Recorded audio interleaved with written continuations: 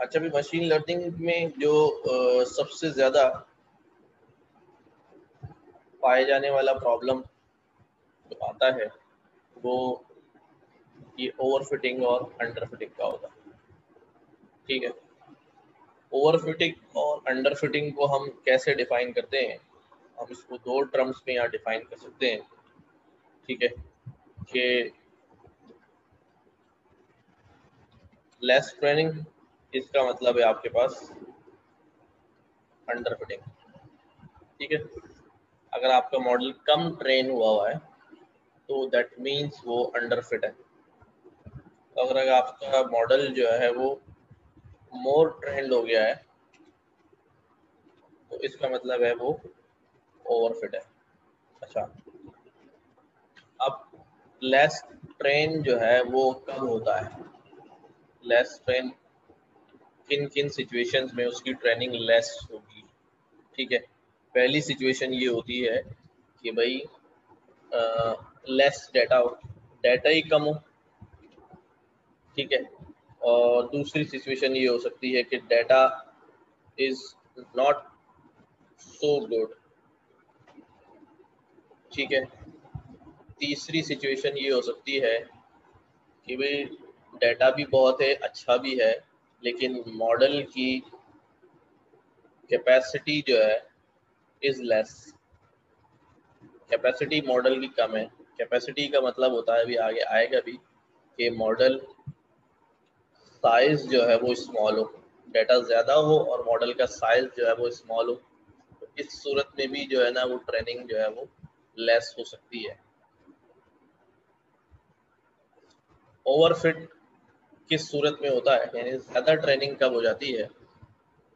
ज़्यादा ट्रेनिंग उस वक्त हो जाती है जब लेस डाटा हो। ठीक है, डाटा कम हो और डाटा गुड भी हो। ठीक है, डाटा गुड है लेकिन मॉडल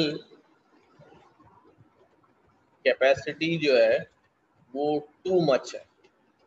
टू मच है मतलब कि मॉडल का साइज जो है वो बिग साइज में है।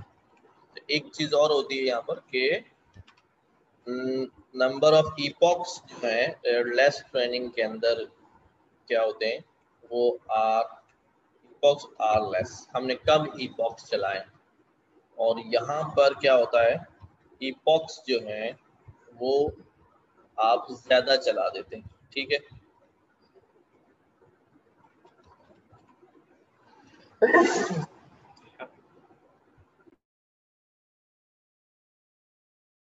तो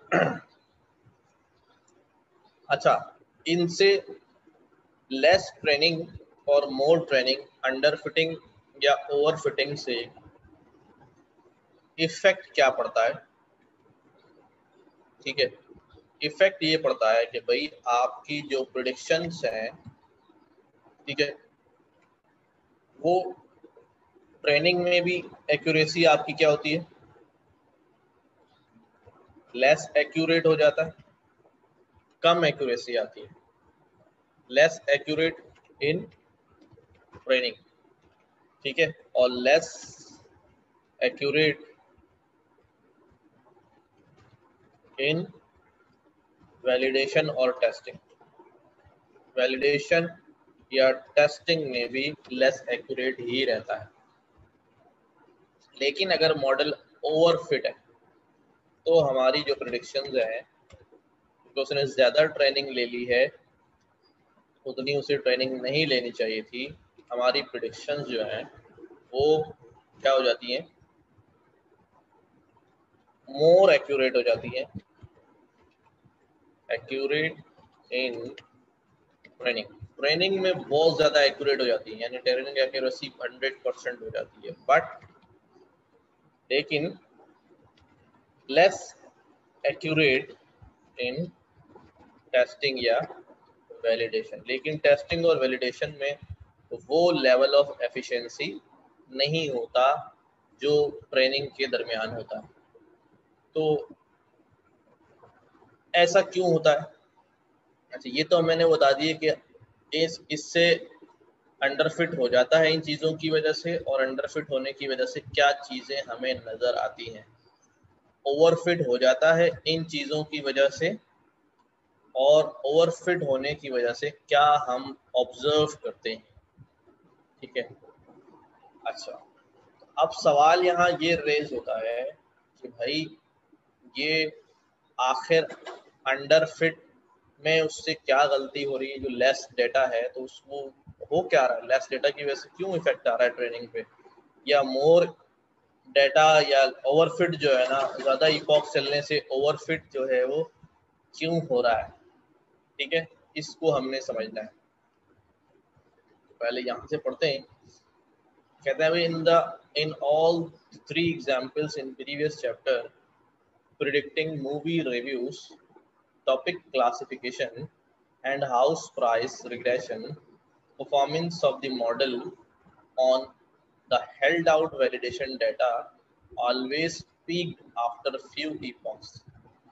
ठीक है, जो हेल्ड आउट वैलिडेशन था यानी ट्रेनिंग टेस्टिंग का, ड्यूरिंग ट्रेनिंग क्या हुआ, जो परफॉर्मेंस थी मॉडल की वो क्या हो गई, पीक पे चली गई, मैक्सिमम पे चली गई after a few epochs, and then begin to degrade, और उसके बाद फौरन ही नीचे आना शुरू हो गई।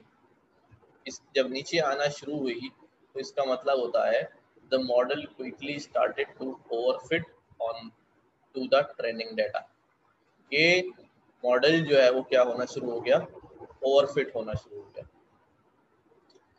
Overfitting happens in every machine learning problem. Learning how to deal with overfitting is essential to mastering machine learning. अगर आपको मशीन लर्निंग में मास्टर होना है तो ओवरफिटिंग को कैसे डील करना है ये आपको सीखना पड़ेगा। अच्छा, the fundamental issue in machine learning is the tension between optimization and generalization. अच्छा, अब हम इन दोनों वर्ड्स के ऊपर जो है ना वो बात करेंगे कि ऑप्टिमाइजेशन और जनरलाइजेशन जो है वो क्या चीज़ होती है। ठीक है, लेट्स सपोज कि हम क्या करते हैं, हमारे पास जो है वो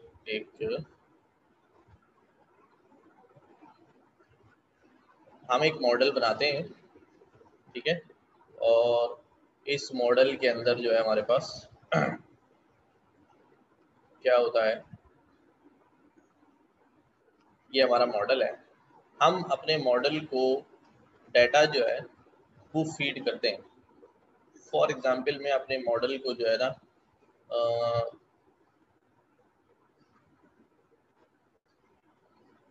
डेटा दे रहा हूँ। फॉर लेट सपोज क्या कहता हूँ मैं, कौन सा डेटा ले लूँ। मैंने कहा जी मैं अपने मॉडल को, मेरे पास दो तरह का डेटा है, एक हमारे पास चेयर्स हैं और एक हमारे पास टेबल है। ठीक है, चेयर और टेबल। अब होता क्या है, जब अपने मॉडल को चेयर और टेबल का ये डाटा देते हैं, ठीक है, और फॉर एग्जांपल हमारे पास ये टोटल डाटा जो है वो 100 पिक्चर्स हैं, और मॉडल जो है उसके अंदर मैंने ईपॉक्स चला दिए हैं, फॉर एग्जांपल 100 ईपॉक्स चला दी। इस सूरत में होगा क्या कि ये चेयर और टेबल की जो 100 पिक्चर्स हैं ये 100 टाइम्स इस मॉडल के अंदर फीड होंगी, और वो 100 टाइम्स जो है वो उनके रिजल्ट्स बताएगा।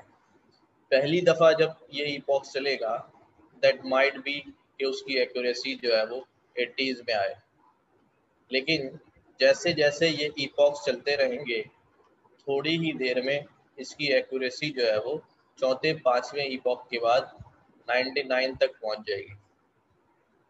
अब क्या होगा, 99 के बाद मैं क्या करता हूँ, हमने 100 ईपॉक्स चलाए हुए हैं, ये 100% भी चली जाएगी। ठीक है, तो ट्रेनिंग के दौरान ये एक्यूरेसी तो जो है वो सारे ईपॉक्स खत्म होने के बाद बिल्कुल 100% हो गया। अच्छा, आप क्या समझ रहे हैं कि मेरा मॉडल जो है वो बेहतरीन ट्रेन हो गया है। ठीक है, मेरा मॉडल जो है 100% रिजल्ट दे रहा है, इसका मतलब जो है वो बेहतरीन ट्रेन हो गया। लेकिन मॉडल की बेहतरीन ट्रेनिंग इस बात से नहीं पता चलती कि वो ट्रेनिंग में 100% हो गया। मॉडल की बेहतरीन ट्रेनिंग का उस वक्त पता चलेगा जब मैं इस मॉडल को एक नया डाटा जो है ना वो फीड करूंगा जो इस 100 में शामिल नहीं होगा, और फिर मैं चेक करूंगा कि मॉडल ने उसका जवाब जो है वो कैसा दिया है, सही प्रिडिक्ट किया है या गलत प्रिडिक्ट किया है, उसने ट्रू बताया है चेयर को या फॉल्स बताया है या क्या बताया है। उस सूरत में मुझे पता चलेगा कि मेरा मॉडल जो है वो कितना ट्रेन हुआ है। अगर उसने ये जवाब गलत दे दिया तो आप इसका अनसीन डाटा जो हमने दिया है उसके ऊपर मॉडल ने जवाब अगर गलत दे दिया तो इसका मतलब ये सारा जो खेल हुआ है 100% का, ठीक है, जिसपे 100% एक्यूरेसी आ रही थी, ये ओवरफिट हो गया है। अब ओवरफिट क्यों हुआ होगा? क्योंकि जब मैंने कहा लेस डेटा होता है और वही डेटा बहुत सारी दफा हम कंटिन्यूसली मॉडल को दिखाते हैं, तो उस सूरत में वो स्पेसिफिक हो जाता है, उनके उस चेयर के फीचर्स को वो क्या कर लेता है, बजाय उस पे लर्न करने के वो क्या कर चुका होता है, उनको मेमोराइज कर लेता है। ठीक है, और जनरल टर्म्स के अंदर वो चेयर को समझ नहीं पाता। हम ऐसा मॉडल चाह रहे होते हैं कि जो किसी भी किस्म की चेयर को देखे तो वो उसको आइडेंटिफाई कर ले, किसी भी किस्म के टेबल को देखे तो वो उसको आइडेंटिफाई कर ले। लेकिन ये इतना पक्का हो जाता है कि ये जो सारे चेयर्स का डाटा होता है ये इसको अजबर हो जाता है, याद हो जाता है। अब ये लर्निंग नहीं कर रहा होता, ये उसको मेमोराइज कर चुका होता है कि चेयर आएगी हाँ बता दूंगा। लेकिन ये मेमोराइजेशन सिर्फ उसी डाटा की होती है जो यहाँ पर होता है। जैसे ही किसी दूसरी किस्म की चेयर हमने प्रोवाइड कर दी, फॉर एग्जांपल ये डाटा जो है वो ऑफिस चेयर्स के ऊपर था। ऑफिस चेयर में आमतौर पे जो है ना सर टिकाने के लिए भी होता है और नीचे व्हील भी लगे होते हैं, ठीक है, ये उस तरह की चेयर्स थी। तो अब मॉडल ने जब इसके ऊपर ट्रेनिंग लेना शुरू करी तो मॉडल को अब सिर्फ यही मालूम है कि सारी चेयर्स जो है ना वो कैसी होती, इसी तरह की होती। जैसे ही आप स्कूल चेयर या घर में रखी हुई चेयर जो है ना वो देंगे, डाइनिंग टेबल पे रखी हुई चेयर की इमेज उसे देंगे, वो फेल हो जाएगा, क्योंकि वो स्पेसिफिक हो गया है उसी काइंड ऑफ चेयर पे जो आपने डाटा में दिखाई थी। तो ओवरफिट जो है ना वो इस वजह से हो रहा है। अगर आपके पास यहाँ डाटा ज्यादा होता, वैरायटी ऑफ चेयर्स जो है वो ज्यादा होती, तो वो जनरलाइज हो जाता, जनरलाइज वो हो जाता, वो जनरल पैटर्न्स को लर्न करता कि भाई चेयर की 4 टांगे होगी, उसके आर्म हैंडल्स होंगे, ठीक है। इन सम केसेस स्कूल चेयर है तो आगे जो है ना हाथ कॉपी रखने के लिए कोई चीज जो है ना हमें लगी हुई होगी, ठीक है। और सर टिकाने के लिए भी हो सकता है, ये भी चेयर के अंदर होता है, ठीक है। बहुत सारे फीचर जो है ना वो उनके ऊपर ट्रेनिंग लेगा तो ये जनरलाइज्ड हो जाएगा। जब ये जनरलाइज होगा तो फिर ये किसी भी किस्म की चेयर्स के ऊपर जो है ना वो डिसीजन ले सकेगा कि ये चेयर है, ठीक है। ये आप कम डाटा होने की वजह से ये मेमोराइज कर लेता है, ऑप्टिमाइज हो जाता है, स्पेसिफिक हो जाता है। तो इस वजह से जब हम टेस्टिंग डाटा या वैलिडेशन डाटा देना शुरू करते हैं तो इसकी एक्यूरेसी का ग्राफ जो है वो गिरना शुरू हो जाता है। तो the fundamental issue between machine learning is the tension between optimisation and generalisation. हम चाह रहे होते हैं कि हमारा मॉडल जनरलाइज हो, मॉडल चाह रहा होता है कि मैं जल्दी से ऑप्टिमाइज हो जाऊं। ये एक खिंचाव है, ऑप्टिमाइज मॉडल अपने आप को ऑप्टिमाइजेशन की तरफ लेके भाग रहा होता है, हम कोशिश कर रहे होते हैं कि ऐसा स्ट्रक्चर और इतना डाटा दें कि ऑप्टिमाइज होने की बजाय वो जनरलाइज होने की तरफ जाए, ठीक है। तो optimisation refers to the process of adjusting a model. Optimisation का मतलब ये होता है कि आप अपने मॉडल को इस तरह एडजस्ट करें to get the best performance possible on training data, कि मॉडल क्या कर रहा होगा, बेस्ट परफॉर्मेंस लाने की कोशिश कर रहा होगा ट्रेनिंग डेटा पे। जबकि generalisation refers to how well trained model performs on data it has never seen before. ये ट्रेन मॉडल जो है वो अनदेखे डेटा के ऊपर कैसा परफॉर्म करता है। तो the goal of the game is to get good generalisation of course, कि आपका मकसद क्या है मॉडल का, कि अच्छी जनरलाइजेशन जो है वो अचीव की जाए। You don't control generalization, you can only adjust the model based on its training data. Generalisation हम टेस्टिंग के दरमियान जब जनरलाइजेशन को जब व्यू करना चाहते हैं तो हम कंट्रोल नहीं कर सकते। अब तो जो रिजल्ट आएगा सो आएगा, लेकिन आप ट्रेनिंग के दौरान जो है वो मॉडल को ट्रेन करते वक्त सिखा सकते हैं कि जनरलाइजेशन जो है वो कैसे अचीव करती है और ऑप्टिमाइजेशन की तरफ नहीं जाना है। तो शुरू में at the beginning of training optimisation and generalisation are correlated, ये दोनों कोरिलेटेड होते हैं। शुरू में ट्रेनिंग का लॉस भी क्या होता है, कम होता है। Lower the loss on the training data, the lower the loss on the test data.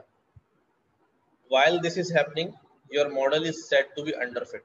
अभी क्या होता है भाई, अभी ट्रेनिंग का प्रोसेस चल रहा होता है, पूरी ट्रेनिंग हुई नहीं होती, एक आधी ईपॉक चला होता है, 2 ईपॉक चले होते हैं। तो मॉडल की जब पूरी ट्रेनिंग नहीं हुई, लेस ट्रेंड हुआ है, तो इसका मतलब वो मॉडल अभी अंडरफिट है। There is still progress to be made. The network hasn't yet modeled all the relevant patterns in the training data. अभी सारे पैटर्न नहीं सीखे उसने। But after a certain number of iterations, कुछ iterations के बाद, epochs के बाद, ट्रेनिंग डेटा पे जनरलाइजेशन स्टॉप्स, जनरलाइजेशन जो है वो स्टॉप हो जाती है। अब ये बड़ा इंपॉर्टेंट सवाल है कि क्यों स्टॉप हो जाती है जनरलाइजेशन। देखो भाई, मैं आपको जो है ना एक 50 क्वेश्चंस जो है ना वो मैथमेटिक्स के सॉल्व करवा रहा हूँ। जब मैं उन सवालों को पहली बार सॉल्व कराऊंगा, पहला सवाल सॉल्व कराऊंगा, आप उसमें सीखेंगे, दूसरा सवाल सॉल्व कराऊंगा, उसमें सीखेंगे। ये 50 के 50 सवाल जब आप पहली बार मैं आपको सॉल्व कराऊंगा तो यू विल लर्न, हर सवाल में आप कुछ नया सीख रहे होंगे। लेकिन जब यही प्रोसेस में दोबारा रिपीट कराऊंगा तो वही चीजें दोबारा होंगी, कुछ आप भूल चुके होंगे, कुछ आपको फिर भी नई लग रही होंगी कि हाँ ठीक है अभी और करना चाहिए। लेकिन जब मैं वही सवाल 50 सवाल जो है या 10 सवाल जो है वो आपको 4-5 बार 10 बार सॉल्व करा चुका हूँ तो फिर आप बोर हो जाएंगे। नहीं सर ये तो सारे सवाल हमें याद हो गए, क्या कहेंगे, मेमोराइज हो गए, हम तो ऑप्टिमाइज हो चुके हैं इसमें। अब हमसे आप कोई सा भी सवाल करा लें, इनमें से कोई सी भी लाइन पूछ लें, हम इसका आपको जवाब बगैर सॉल्व किए बता देंगे, बगैर सॉल्व किए बता देंगे। इसका मतलब क्या है कि आप अब सवाल जवाब सब याद कर चुके हैं। अच्छा जी, बड़ी अच्छी बात है, लेकिन ये अच्छी बात ट्रेनिंग तक तो सही है। उन 50 सवालों के अलावा अगर कोई सवाल आएगा तो फिर आप गए, क्योंकि अब आप जो है जनरल टर्म्स के अंदर सवाल की लॉजिक्स को, पैटर्न को, फार्मूलाज को नहीं समझ रहे। आपको तो सारे स्टेप याद है, बस सवाल देगा कट कट कट कट आपने लिख दिया। बिल्कुल यही चीज है कि जब आप सर्टेन इपॉक के बाद आप क्या हो जाते हैं, ट्रेनिंग आपकी मुकम्मल हो जाती है। अब मैं लेकिन मैं कह रहा हूँ नहीं और करो और करो और करो, तो जब आप और ज्यादा डेटा को बार बार और मॉडल को सप्लाई करेंगे तो मॉडल क्या करेगा, अब नया सीखने के लिए मॉडल के पास कुछ भी नहीं है उन सवालों में, तो मॉडल उन्हीं पैटर्न्स को अब मेमोराइज करना शुरू कर देगा, जनरल के बजाय मेमोराइज करना शुरू करेगा। इसलिए जैसे ही मेमोराइजेशन शुरू करेगा जनरलाइजेशन का प्रोसेस जो है वो स्टॉप हो जाता है एंड वैलिडेशन मैट्रिक्स स्टॉल, और जिसकी वजह से वैलिडेशन डाटा है उसके ऊपर उसकी परफॉर्मेंस जो है वो गिरना शुरू हो जाती है and then begin to degrade, the model is starting to overfit. अब मॉडल जो है वो ओवरफिट होना शुरू हो गया है क्योंकि जनरलाइजेशन स्टॉप हो गई, ओवरफिटिंग शुरू हो गई। This is its beginning to learn patterns. इसका मतलब यह है कि अब उसने शुरू कर दिया है वो पैटर्न सीखना that are specific to training data, जो सिर्फ उसको ट्रेनिंग डेटा में ही मिलेंगे, but that are misleading और irrelevant when it comes to new data। लेकिन might be कि वो पैटर्न उसे नए डेटा में ना मिले, ठीक है, नए डेटा में ना मिले। इस बात को मैं आपको यूं समझा लेता हूं, ठीक है, कि फॉर एग्जाम्पल मैं डाटा दे रहा हूँ क्लासिफाई करने के लिए कि भाई लेट्स सपोज क्या कहते हैं हम इसको,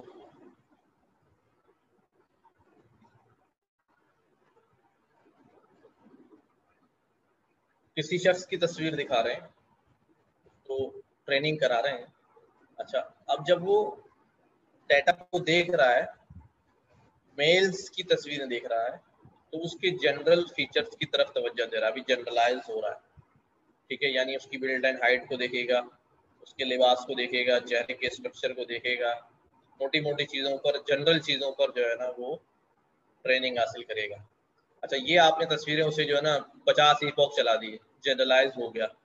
अब आप उसको और ईपॉक चला रहे हैं, जब आप और ईपॉक चलाएंगे तो फिर वो स्पेसिफिक फीचर्स की तरफ जाना शुरू हो जाएगा। फॉर एग्जाम्पल, किसी के चेहरे पे जो है ना कोई दाग है, कोई चोट का निशान है, माथे पे चोट लगी हुई है, किसी के चेहरे पे जो है ना वो तिल निकला हुआ है। अब ये स्पेसिफिक फीचर है ना, ये स्पेसिफिक फीचर क्यों है?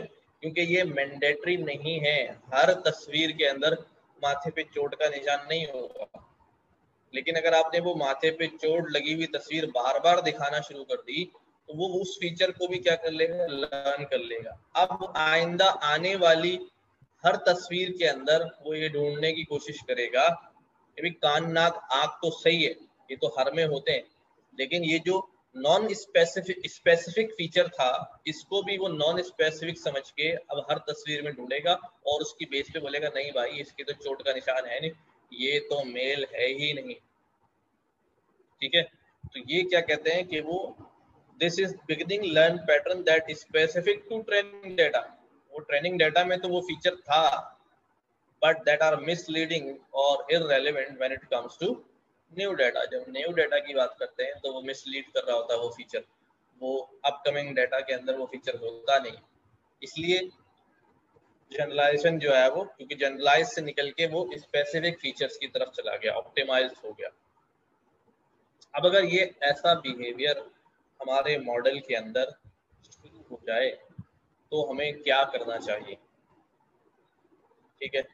To prevent a model from learning misleading और irrelevant patterns found in the training data, the best solution is to get more training data. Overfitting से निकलने का पहला सॉल्यूशन क्या है कि आप लेस डेटा को बढ़ा के मोर डाटा करते हैं, ज्यादा बड़ा डाटा देते हैं। जैसे मैंने यहाँ कहा था लेस ओवरफिटिंग हो रही है, उसमें लेस डेटा है, उसको आप क्या कर दें और बढ़ा दें तो ओवरफिटिंग जो है वो कम हो जाएगी। कोई सवाल पूछ रहा है?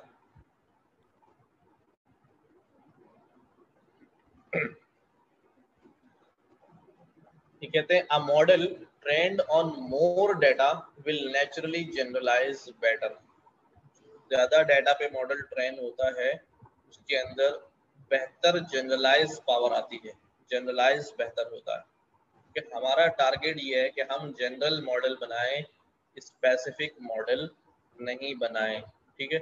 स्पेसिफिक मॉडल बनाना होता तो वैसे ही डेटाबेस में तस्वीर रख देते हैं, तस्वीर मैच करके। जैसे आमतौर पे हमारे पास जो है ना होते हैं फिंगरप्रिंट्स का सिस्टम लगा होता है ऑफिस वगैरह के अंदर, वो क्या करता है, वो डेटाबेस से आपके फिंगरप्रिंट को मैच करता है, तो वो स्पेसिफिक है। तो when what isn't possible, the next best solution is to modulate the quantity of information. अगर आप डाटा नहीं ला सकते, क्योंकि डाटा लेकर आना is the most difficult part. Data आपके पास है नहीं, कहाँ जाएंगे डाटा जमा करने के लिए, ठीक है। एक लंबी एक्सरसाइज होती है, पहले डाटा को जमा करना, फिर डाटा को रिफाइन करना, इट टेक्स टाइम। आसान सॉल्यूशन होता है लेकिन इजी टू अप्लाइड होता है, लेकिन डाटा कलेक्शन मुश्किल, और सबसे अच्छा होता है लेकिन मुश्किल सॉल्यूशन होता है। अगर ऐसा मुमकिन ना हो तो आप क्या करेंगे, मॉड्यूलेट करेंगे क्वांटिटी ऑफ इंफॉर्मेशन को। आप अपने मॉडल के ऊपर कोई ना कोई कंस्ट्रेंट्स लगाएंगे, पाबंदियां लगाएंगे कि भाई मॉडल तुम्हें ज्यादा नहीं सीखना है। वो कैसे लगाएंगे अभी हम सीखेंगे। That your model is allowed to store or add constraints on what information is allowed to store, कि भाई मॉडल पे कंस्ट्रेंट लगाएंगे कि तुम्हें इस किस्म की इंफॉर्मेशन स्टोर नहीं करनी है या करनी है, उसको पहले से बता देंगे। If a network can only afford to memorize a small number of patterns, अगर एक मॉडल सिर्फ इतना अफोर्ड कर सकता है कि भाई मैं कहता हूँ यार तुम जो है ना वो किसी जो है ना पार्टी में चले गए, किसी बुफे अरेंजमेंट में चले गए, बहुत सारे खाने लगे हुए, लेकिन अब कंस्ट्रेंट ये है कि आप 3 डिशेस से ज्यादा जो है ना वो नहीं ले सकते, लगी तो बहुत सारी। अब आपकी कोशिश क्या होगी, जो आपके नजदीक सबसे ज्यादा मजेदार खाने होंगे आप वो 3 उठा लें, ठीक है ना। तो जब मॉडल पे भी ये कंस्ट्रेंट लगेगा कि भाई आप यहाँ हजारों पैटर्न है, लेकिन आप सिर्फ चंद पैटर्न को ही क्या कर सकते हैं, मेमोराइज कर सकते हैं और उससे ज्यादा को नहीं, तो वो भी क्या करेगा, the optimisation process will force it. तो ऑप्टिमाइजेशन वाला जो प्रोसेस है उसे फोर्स करेगा कि भाई तुम सबसे ज्यादा प्रोमिनेंट पैटर्न को लर्न करो, बाकी पैटर्न्स को छोड़ दो। तो ऑटोमेटिकली उसकी जो लर्निंग है वो प्रोमिनेंट पैटर्न्स पे हो जाएगी और बहुत सारी फालतू चीजें वो लर्न करना छोड़ देगा, जिससे उसकी एक्यूरेसी अच्छी रहेगी। Which have a better chance of generalisation wealth, जिससे उसके ऊपर जो है वो जनरलाइजेशन के चांसेस अच्छे होते हैं। The process of finding overfitting this way is called regularisation. इस प्रोसेस को रेगुलराइजेशन कहते हैं कि हम नेटवर्क को क्या करें, रेगुलराइज करें, उसके ऊपर कुछ उसूल कवायद कानून जो है ना वो इम्प्लीमेंट करें। ऐसा ही नहीं अपनी आज़ादी के साथ जो दिल चाहे लर्न कर ले, नहीं, बल्कि कोई उस पर रूल्स एंड रेगुलेशंस जो है ना वो अप्लाई कर ले। तो पहली टेक्निक क्या है, रिड्यूसिंग द नेटवर्क साइज। आपको अगर अपने मॉडल को ओवरफिट होने से बचाना है, में आप पहला या ओवरफिट हो चुका है आपका मॉडल और उसको आपने खत्म करनी है ओवरफिटिंग, तो आप पहला स्टेप करेंगे कि आप अपने नेटवर्क का साइज यानी अपने मॉडल का साइज कम करना पड़ेगा। साइज दो तरह से होता है, एक मॉडल कितनी विड्थ में फैल रहा है यानी लेयर्स कितनी लगी है, और दूसरा मॉडल की हाइट कितनी है यानी हर लेयर के अंदर न्यूरॉन्स कितने लगे हुए हैं, लेयर कितनी बड़ी लंबी खड़ी हुई है। तो दो तरह से साइज होता है। अब ये कहते हैं the simplest way to prevent overfitting is to reduce the size of the model, the number of learnable parameters in the model. यानी साइज ऑफ द मॉडल की जब बात करते हैं तो हम कह रहे हैं कि मॉडल के लर्नेबल पैरामीटर्स को कम कर दिया जाए।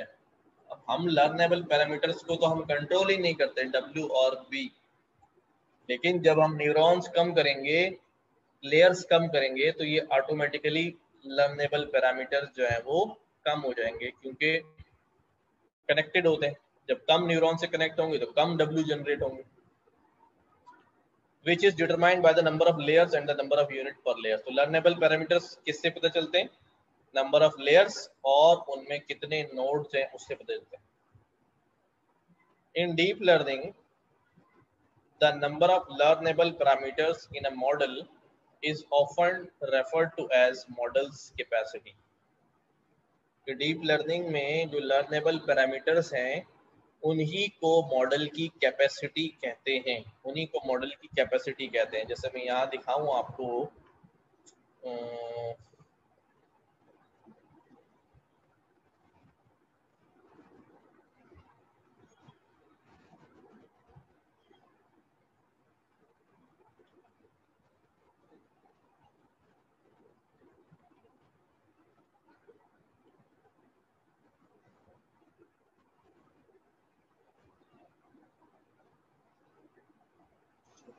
उठा लेता हूँ।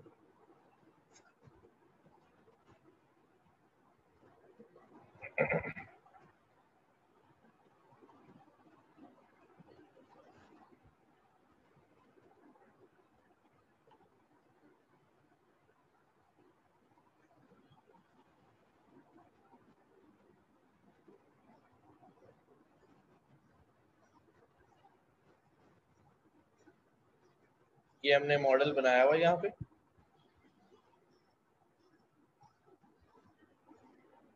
मॉडल की समरी चेक करते हैं। ये आ गई।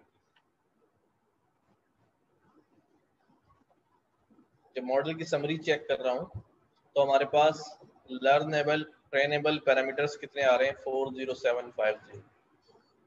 मैंने आपको इसकी कैलकुलेशन सिखाई भी थी, मैं दोबारा सिखा देता हूँ कि भाई कैसे होती है लर्नेबल पैरामीटर्स की।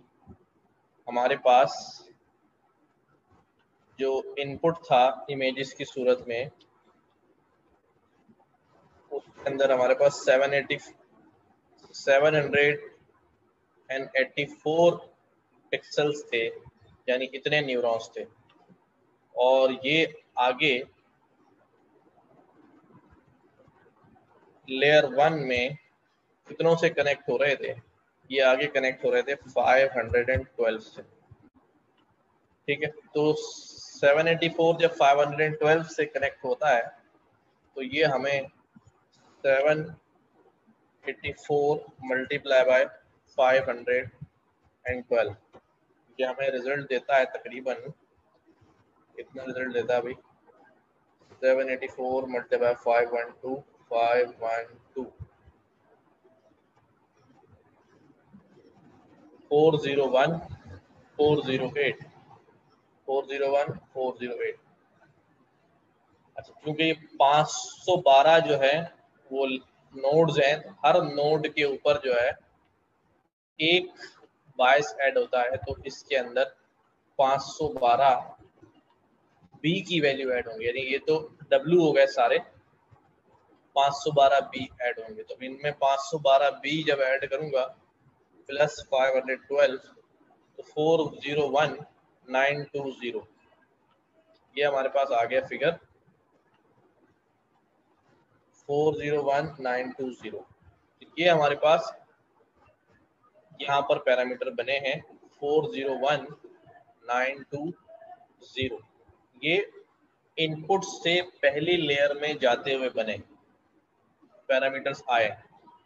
ठीक है, अब हमारे पास जो है दूसरी लेयर में यहाँ पर क्या हो रहा है, दूसरी लेयर में 512 आगे जो है वो कनेक्ट हो रही है 10 से।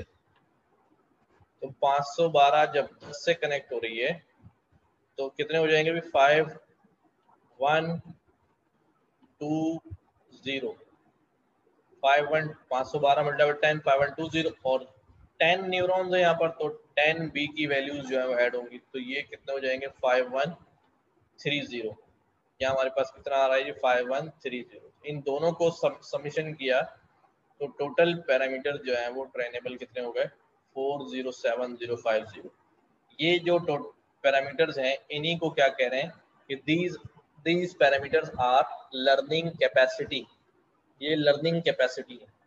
ठीक है, अब अगर मैं अपनी लेयर्स का साइज कम करूंगा, नंबर ऑफ लेयर्स कम करूंगा, तो ऑटोमेटिकली ये कैपेसिटी जो है वो डाउन होना शुरू हो जाएगी, कम पैरामीटर। लेकिन और बढ़ाऊंगा और लेयर ऐड कर दूं, यहाँ मैंने 2 लेयर ऐड करी थी, यहाँ पर हम जो है वो और लेयर्स ऐड कर दें। ठीक है, यहाँ पर मैं काम करता हूँ, मैं मजीद जो है ना एक और लेयर जो है वो ऐड करना शुरू कर देता हूँ। कंट्रोल सी किया मैंने, कंट्रोल वी किया, मैंने यहाँ 512 थी, अब मैंने कह दिया भाई 256 लेयर्स ऐड कर दी। एक और नेटवर्क ऐड किया, मैंने यहाँ पे कहा 128 न्यूरॉन्स ऐड कर दो। ठीक है, वैल्यू और इस नेटवर्क को चला दो, कंपाइल कर दो, और जाके अब समरी चेक करता हूँ। अब हमारे पास लेयर्स ऐड हो गई, नोड्स उसमें काफी सारे हैं, समरी चेक करूंगा तो will have too much parameters. देख लीजिए कितने हो गए जी, पहली लेयर में इतने जनरेट हुए, दूसरी लेयर में इतने जनरेट हुए, तीसरी लेयर में इतने जनरेट हुए, चौथी लेयर में इतने जनरेट हुए, सबको जमा किया तो दीज बिकम 567,434। तो जैसे जैसे हम नेटवर्क का साइज बढ़ा रहे हैं, नंबर ऑफ पैरामीटर्स यानी कि कैपेसिटी क्या हो रही है, बढ़ रही है, बढ़ रही है। ठीक है, तो वापस आते हैं यहाँ पर,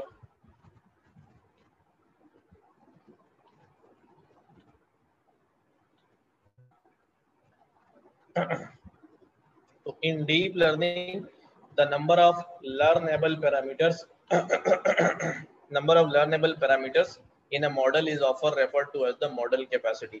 अभी जुमला समझ में आ गया होगा कि जितने लर्नेबल पैरामीटर्स जनरेट हो रहे होते हैं वही मॉडल की कैपेसिटी कहलाते हैं। Intuitively a model with more parameters, जितने ज्यादा पैरामीटर्स होंगे मेमोराइजेशन कैपेसिटी उतनी ज्यादा होगी।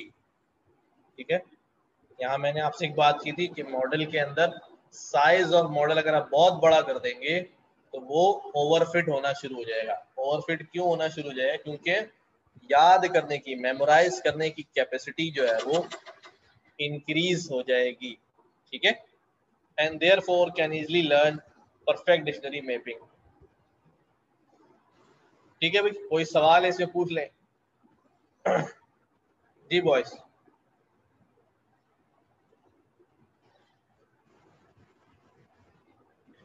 अगर कोई क्वेश्चन है तो पूछ लीजिए प्लीज।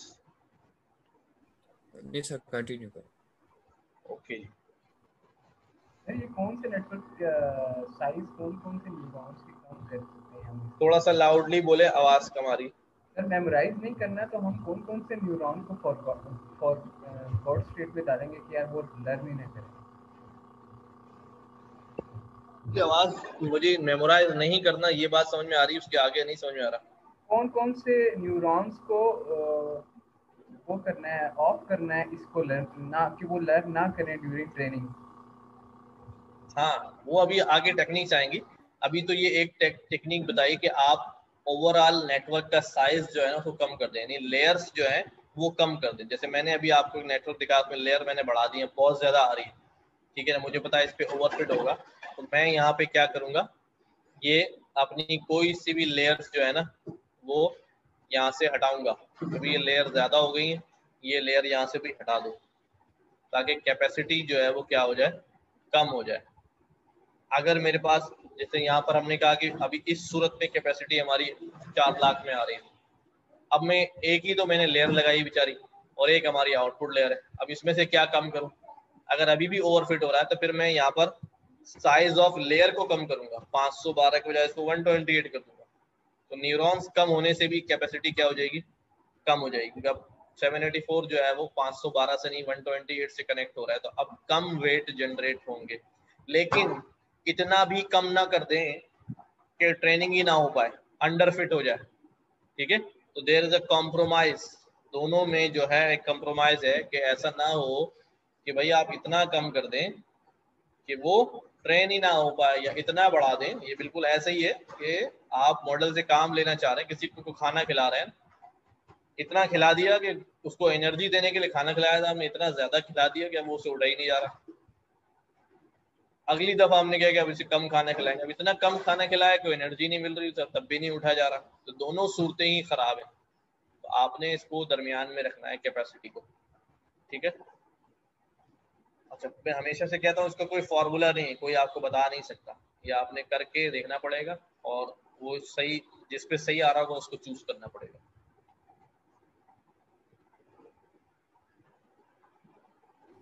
सर यस, सर ये लेयर्स कम करने से जनरलाइजेशन की तरफ जा रहे हैं ना? अगर मॉडल ओवरफिट है, अगर है तो थोड़ी थोड़ी लेयर्स कम करके चेक करेंगे जनरलाइज हो रहा है या नहीं हो रहा। और सर न्यूरॉन्स कम करना और लेयर्स कम करना, व्हाट मेक्स डिफरेंस हियर? दोनों देखो, मैंने आपको कहा ना, दोनों से साइज क्या हो रहा है, लर्नेबल पैरामीटर्स जो है वो कम हो रहे हैं। लेयर्स भी कम करने से हो रहे हैं और न्यूरॉन भी। यानी समझ लो कि एक रेक्टेंगल है ना, रेक्टेंगल का एरिया कम करना है, अब हाइट भी कम कर सकते हैं और विड्थ भी कम कर सकते हैं। दोनों से क्या होगा, एरिया जो है वो कम होगा। तो आप दोनों एक साथ कम करना शुरू कर दें, या किसी एक डायरेक्शन में कम कर दें, यानी विड्थ कम कर दें, लेयर हटा दें तो विड्थ कम हो जाएगी। ठीक है, अगर आप लेयर नहीं हटाना चाह रहे तो फिर हाइट को जो है ना वो कम करना शुरू कर दें, number of neurons her layer में कम करना शुरू कर दें। तो just like a area of rectangle, आपके आहिस्ता आहिस्ता जो है वो कम की तरफ जाएंगे। अच्छा देखिए, इसमें एक अहम बात मजे की ये है कि अगर आपका मॉडल ओवरफिट हो गया है तो we have so many techniques. अच्छा, और मॉडल ओवरफिट किस वजह से हुआ है एग्जैक्टली हमें मालूम नहीं है। हो सकता है कि आपका नेटवर्क जो है, जो आपने पहले बनाया हुआ था, बड़ा नेटवर्क, वो सारी चीजें नेटवर्क वो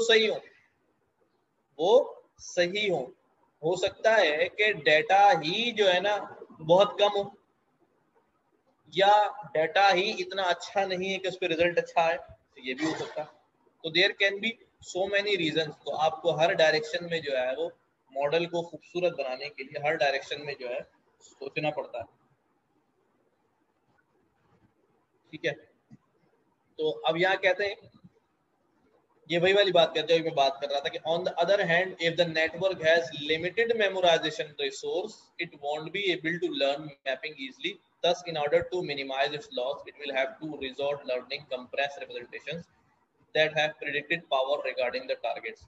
अगर मेमोराइजेशन रिसोर्स कम हो जाएगा, यानी वेट्स कम हो जाएंगे, तो वो इतनी आसानी से डायरेक्ट मैपिंग को याद नहीं कर सकेगा। ये हमारे लिए अच्छा है, इससे उसका लॉस कम होगा और प्रेडिक्टिव पावर जो है वो अच्छी आ जाएगी।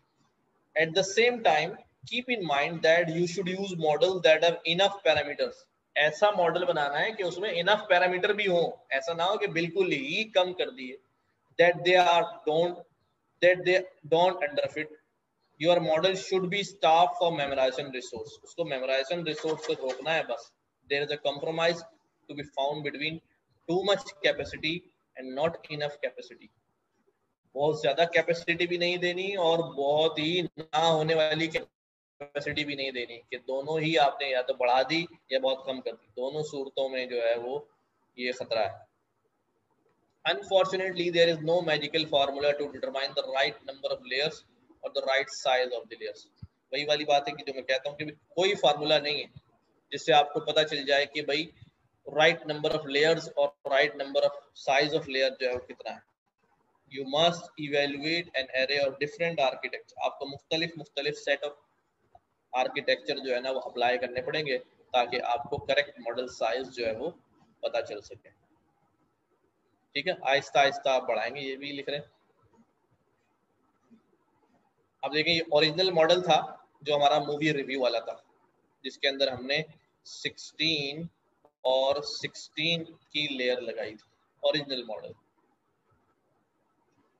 इसके बाद क्या हुआ, version of the model with lower capacity. Lower capacity कैसे की है, इसकी हाइट को कम किया है, विड्थ कम नहीं किया, नंबर ऑफ लेयर्स उतनी ही हैं, लेकिन अब पहले 16 की हाइट थी, अब 4 की हाइट कर दी, ठीक है।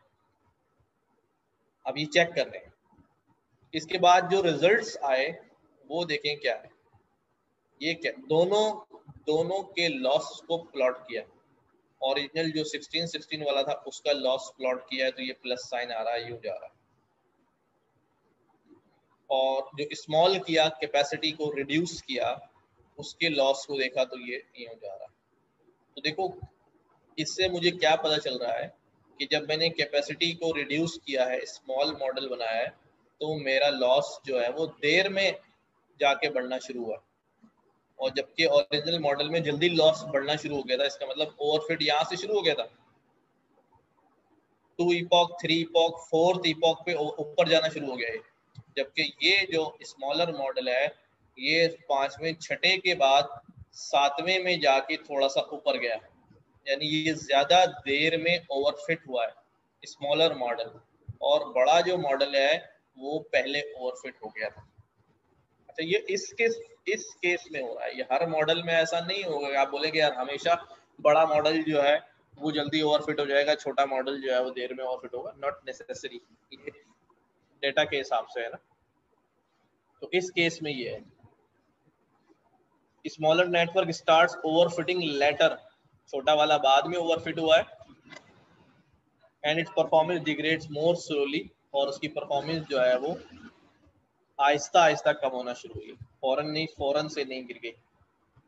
अब क्या किया, version of the model with higher capacity. अब बहुत बड़ा मॉडल बना दिया, क्या किया जी, विड्थ तो उतनी ही है, नंबर ऑफ लेयर्स जो है वो उतनी ही है, लेकिन अब कैपेसिटी देखें यहाँ पर कितनी कर दी है, 512।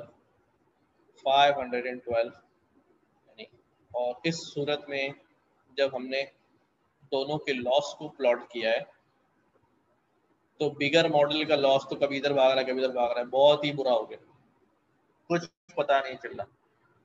ओरिजिनल मॉडल वही वाला है, ठीक है। तो ये अब हम मुख्तलिफ चीजें टेस्ट करके हमें पता चल रहा है कि हमारे डाटा और मॉडल का कंबाइंड बिहेवियर कैसा चल रहा है, ठीक है। कोई सवाल है इसमें तो पूछिए।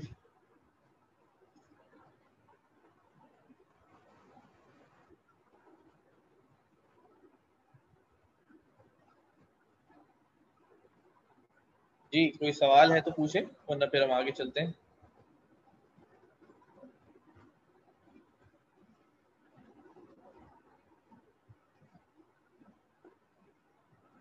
ओके, पहली टेक्निक हमने पढ़ी है रिड्यूसिंग द नेटवर्क साइज। अगली हमारे पास टेक्निक है एडिंग वेट रेगुलराइजेशन। हम और वेट पर रेगुलराइजेशन लगा दें, यानी जो वेट जनरेट हो रहे हैं उनके ऊपर हम रेगुलराइजेशन अप्लाई कर दें, कोई कंस्ट्रेंट्स अप्लाई कर दें, जिससे क्या होगा कि एक लिमिट में रहेंगे, वेट लिमिट्स से आउट नहीं होंगे। यानी ऐसा नहीं होगा कि पहले कोई कम वेट हो गया फिर ज्यादा वेट हो गया, इस तरह नहीं होगा। कहते हैं you may be familiar with the principle of Occam's razor. कहता है given two explanations for something, किसी बात की आपको दो वजूहात पेश की जाए, एक्सप्लेनेशन दी जाए, वजाहत दी जाए, the explanation most likely to be correct is the simplest one. तो ज्यादा चांस ये है सही एक्सप्लेनेशन वो होगी जो कि सादी होगी। The one that makes fewer assumptions, ऐसी वजाहत जिसके अंदर कम से कम जो है वो अजम्पशन की जा रही होंगी। The idea also applies to the models learn by the networks. यही आइडिया जो है वो नेटवर्क हमारे मॉडल पे भी, ठीक है, किस तरह अप्लाई होता है। कहते हैं कि given some training data and a network architecture, data दिया और नेटवर्क बना के दिया। Multiple sets of weight values could explain the data. Multiple set of values, इन जो वेट की जो वैल्यूज आती हैं उसका जो मैट्रिक्स आता है वो डाटा को एक्सप्लेन करता है। Simpler models are less likely to overfit. तो जो सिंपल मॉडल होंगे जिनके अंदर आपने बहुत ज्यादा कॉम्प्लेक्सिटी को नहीं इख्तियार किया होगा, ऐसे मॉडल जो हैं वो कम ओवरफिट होने के चांसेस हैं as compare to the complex one. Complex model बनाएंगे, पहले ऐसी लेयर लगा दी, फिर ऐसी लगा दी, फिर ऐसी लेयर लगा दी, ऐसे मॉडल जो हैं वो जल्दी ओवरफिट हो जाते हैं, बजाय इसके इस सादे वाले जो हैं वो देर में होते हैं। अब सिंपल मॉडल की डेफिनेशन क्या है? A simple model in this context is a model where distribution of parameter values has less entropy। यहाँ जो पैरामीटर की वैल्यूज हैं उनके दरमियान चेंज जो है वो कम हो, लेस एंट्रोपी हो, ठीक है। और model with fewer parameters as you saw in the previous section, के मॉडल के अंदर पैरामीटर्स कम हो। Thus a common way to mitigate overfitting is to put constraints। अब हम नेटवर्क की कॉम्प्लेक्सिटी पर कंस्ट्रेंट लगाएंगे कि नेटवर्क जो है वो कॉम्प्लेक्स ना हो बल्कि सादा रहे, हम रूल लगा देंगे उसको। बाय फोर्सिंग इट्स वेट्स, हम जो वेट जनरेट करेगा नेटवर्क, हम उस वेट को फोर्स करेंगे कि वो स्मॉल वैल्यूज जनरेट करे, which makes the distribution of weights more regular। जिससे वेट की जो डिस्ट्रीब्यूशन आएगी वो मोर रेगुलर होगी, बहुत ज्यादा स्पाइक्स नहीं बनाएगी कि कभी ज्यादा वैल्यू आ रही है, एकदम से वैल्यू जो है ना वेट की कम आ गई जिससे फॉरन ग्राफ नीचे आ गया, ऐसा नहीं होने देंगे हम। This is called weight regularisation. इसको वेट रेगुलराइजेशन का नाम देते हैं। इसमें होता यह है कि जो लॉस फंक्शन होता है उसके अंदर एक कॉस्ट जो है वो एसोसिएट कर देते हैं, ये पेनल्टी लगा देते हैं। कि अगर तुमने ज़्यादा वेट जनरेट किया, ठीक है, तो तुम्हें पेनल्टी लगेगी। ये पेनल्टी जो है L1 रेगुलराइजेशन, L2 रेगुलराइजेशन जो है वो कहलाती है।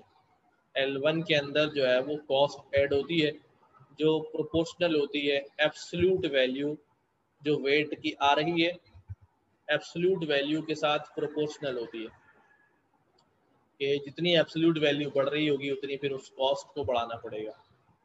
और L2 टाइप की जब रेगुलराइजेशन लगाते हैं तो ये स्क्वायर ऑफ द वैल्यू, ये उसके स्क्वायर का प्रोपोर्शनल होती है, ठीक है।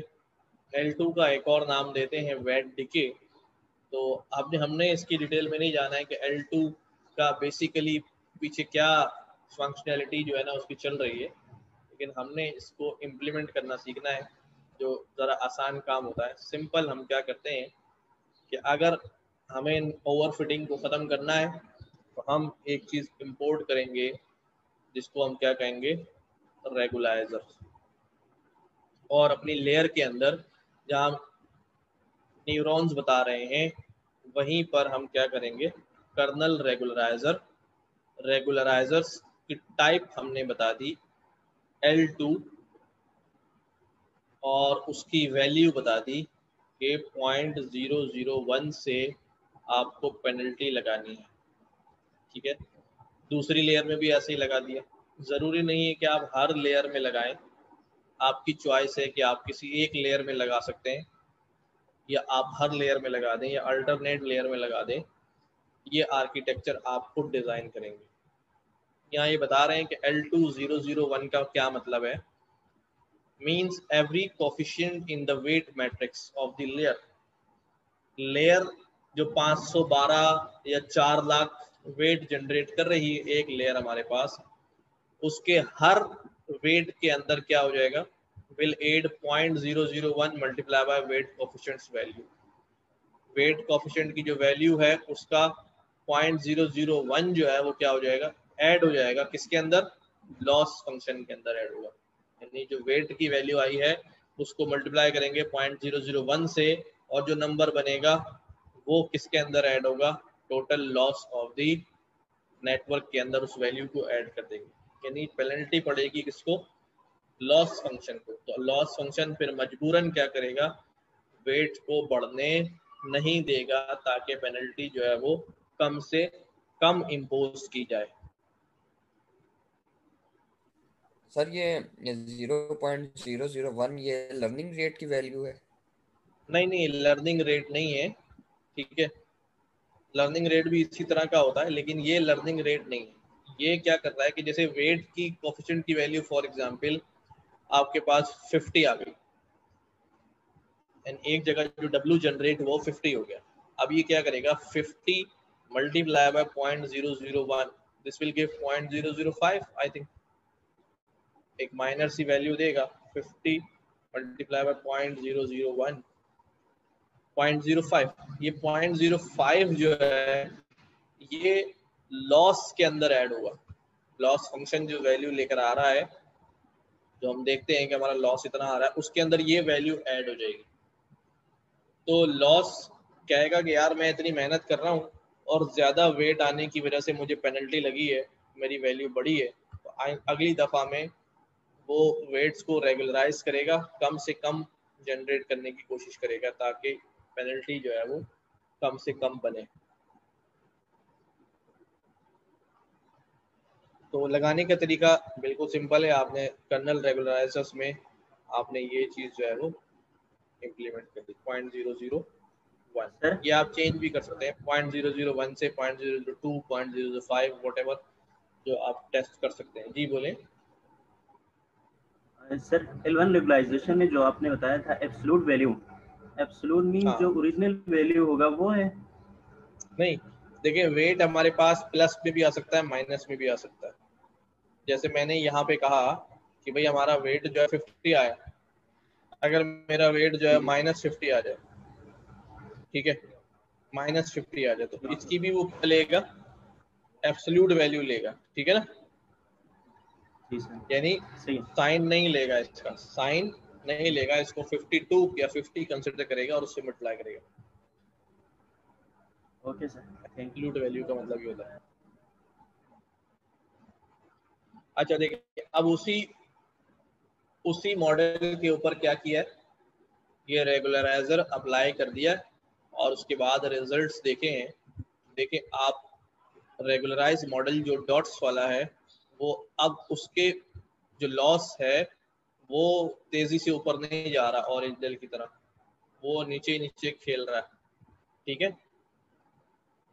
तो इसने इफेक्ट डाला है कि अब ये लॉस को जो है वो, अब मॉडल जो है खुद ही अपनी लॉस की वैल्यू को कम कर रहा है बहुत ज्यादा।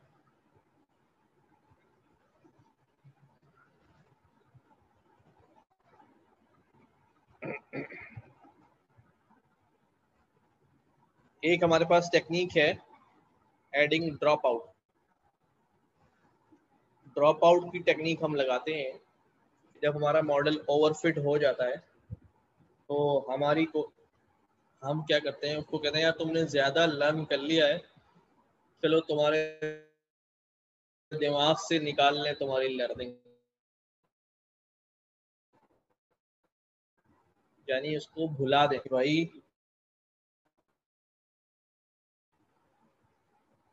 कि क्या करता है भाई,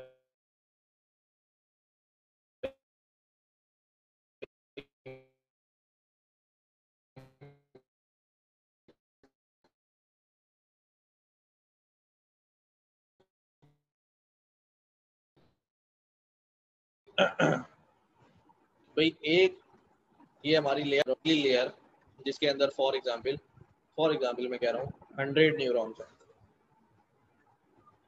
और एक और लेयर है हमारे पास जिसके ऊपर मैं कह रहा हूँ कि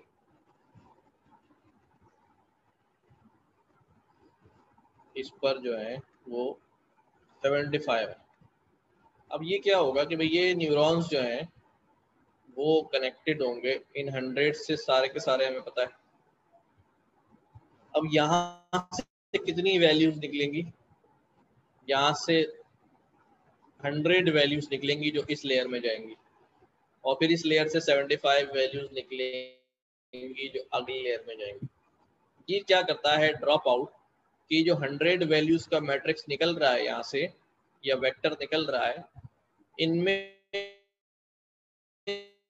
से कुछ वैल्यू ड्रॉप आउट कर देता है।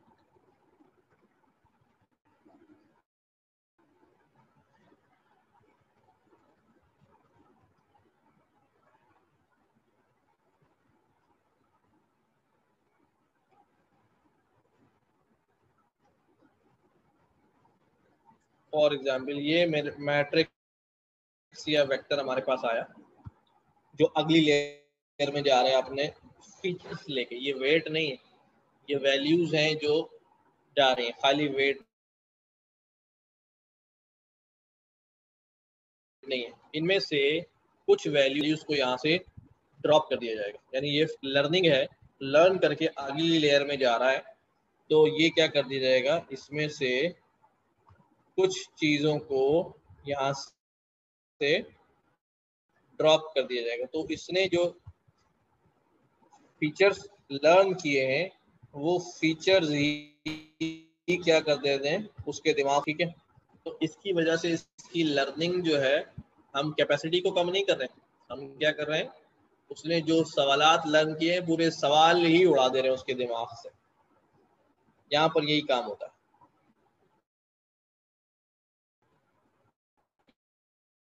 ये कहते हैं कि drop out randomly dropping out करते कहते हैं उनकी वैल्यू को 0 कर देते हैं। A number of output features को ड्रॉप आउट करते हैं। वेट वगैरह 0 नहीं होता, बल्कि क्या होता है, जो फीचर निकल के अगली लेयर में जा रहे हैं उन फीचर्स को 0 कर देते हैं। जैसे यहाँ पर क्या आ रहा है 0.2, 0.5, 1.3, 0.8, 1.1, ये एक फीचर वेक्टर है जो अगली लेयर में जा रहा होगा। तो ड्रॉप आउट लगाते वक्त क्या किया, देखो यहाँ पर 0 सेट हो गया और एक ये 1.3, ठीक है,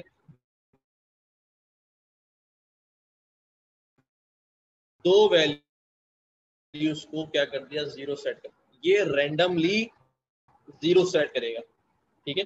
कोई सी भी आप उसको सिर्फ बताएंगे कितने % क्या करना है, ड्रॉप करना है।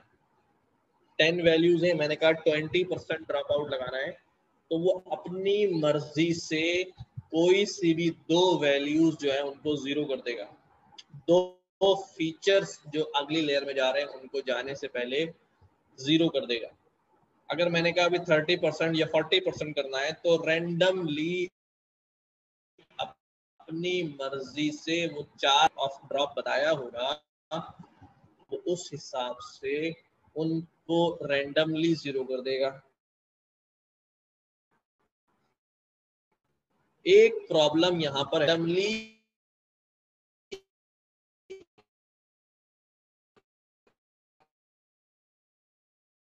सर आवाज में काफी इशू आ रहा है। किसी फीचर्स को क्वाइट पॉसिबल के, अच्छा आपकी वॉइस ब्रेक हो रही बहुत ज्यादा। अच्छा मैं एक मिनट स्विच कर लेता हूँ।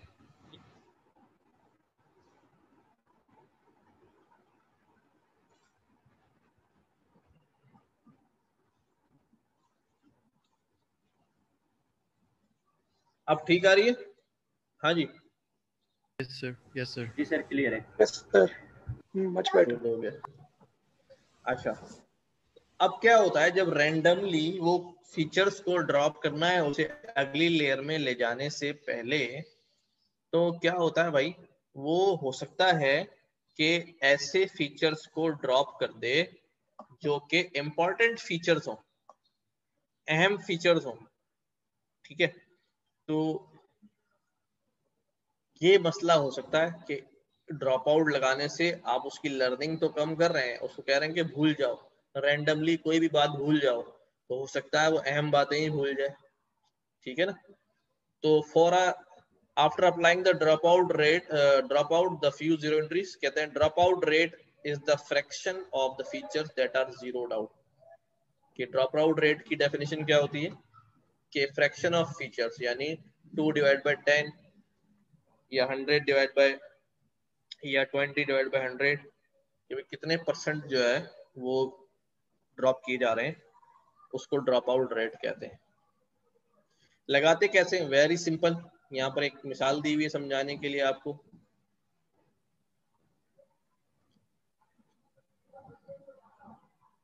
ये 50% ड्रॉप आउट लगाया, तो आधी वैल्यू 3 6 9 12 6 वैल्यूज एटलीस्ट जो है ना यहाँ पर क्या होंगी, 0 हो जाएंगी।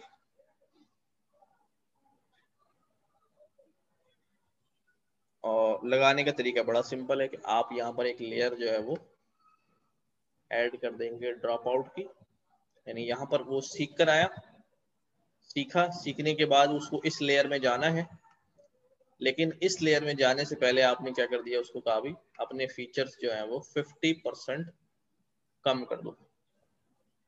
फिर वो यहाँ पर आया, लर्निंग करी, और यहाँ पहुंचकर हमने कहा भी अगली लेयर में जाने से पहले अपने फीचर्स 50% 20% जो है वो आप ड्रॉप कर दें। ड्रॉप आउट लगाने से देखें कि क्या फर्क पड़ा है। ड्रॉप आउट रेगुलराइज मॉडल में जो है आपका लॉस जो है वो देर में बढ़ना शुरू हुआ है as compare to the normal model, ठीक है। तो ये 3-4 टेक्निक्स थी जो हमने देखी हैं कि अगर हमारा मॉडल ओवरफिट हो रहा है तो हम इनमें से कोई भी एक टेक्निक अप्लाई करेंगे, माइट भी दोनों अप्लाई करनी पड़ जाए, माइट भी चारों अप्लाई करनी पड़ जाए, और ये भी हो सकता है कि एक भी अप्लाई ना करना पड़े, हमारा मॉडल वैसे ही ओवरफिटिंग से बच जाए। डिपेंड्स अपॉन कि भाई नेचर ऑफ डाटा जो है ना वो कैसा है। तो ये रिकैप में लिखा हुआ है। पहला तरीका, बेस्ट सॉल्यूशन क्या है कि ज्यादा डाटा ले आओ और डाटा ले आओ। अगर डाटा नहीं ला सकते तो नेटवर्क की कैपेसिटी को कम कर दिया जाए, वेट रेगुलराइजेशन अप्लाई कर दी जाए, या फिर ड्रॉप आउट लगा दिया जाए, ठीक है।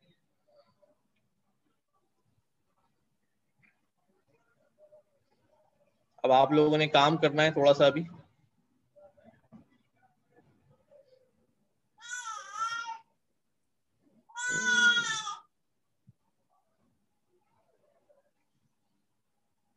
कोमल,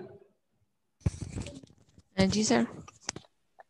वो अगर अपनी स्क्रीन शेयर करा के जरा असाइनमेंट के बारे में इनको गाइड कर दे, ठीक है सर, मैं क्योंकि ये बताती चैप्टर हूँ। तो हमारा ऑलमोस्ट जो है वो एंड हो गया है।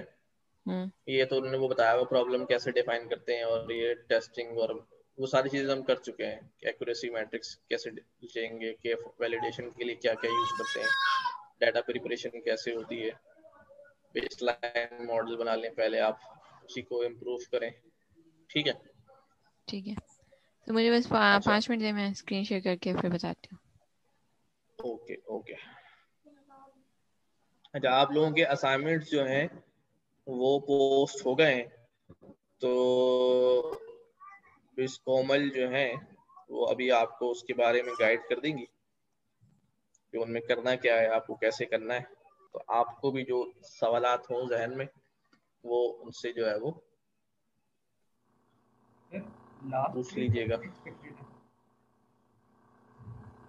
आवाज नहीं आ रही मुझे। क्विज सर, क्विज लास्ट कब एक्सपेक्टेड है? क्विज एग्जाम जो है क्विज कैरल। अभी जब आप असाइनमेंट कर लेंगे, असाइनमेंट के बाद जो है ना वो फिर डेट देंगे क्विज की।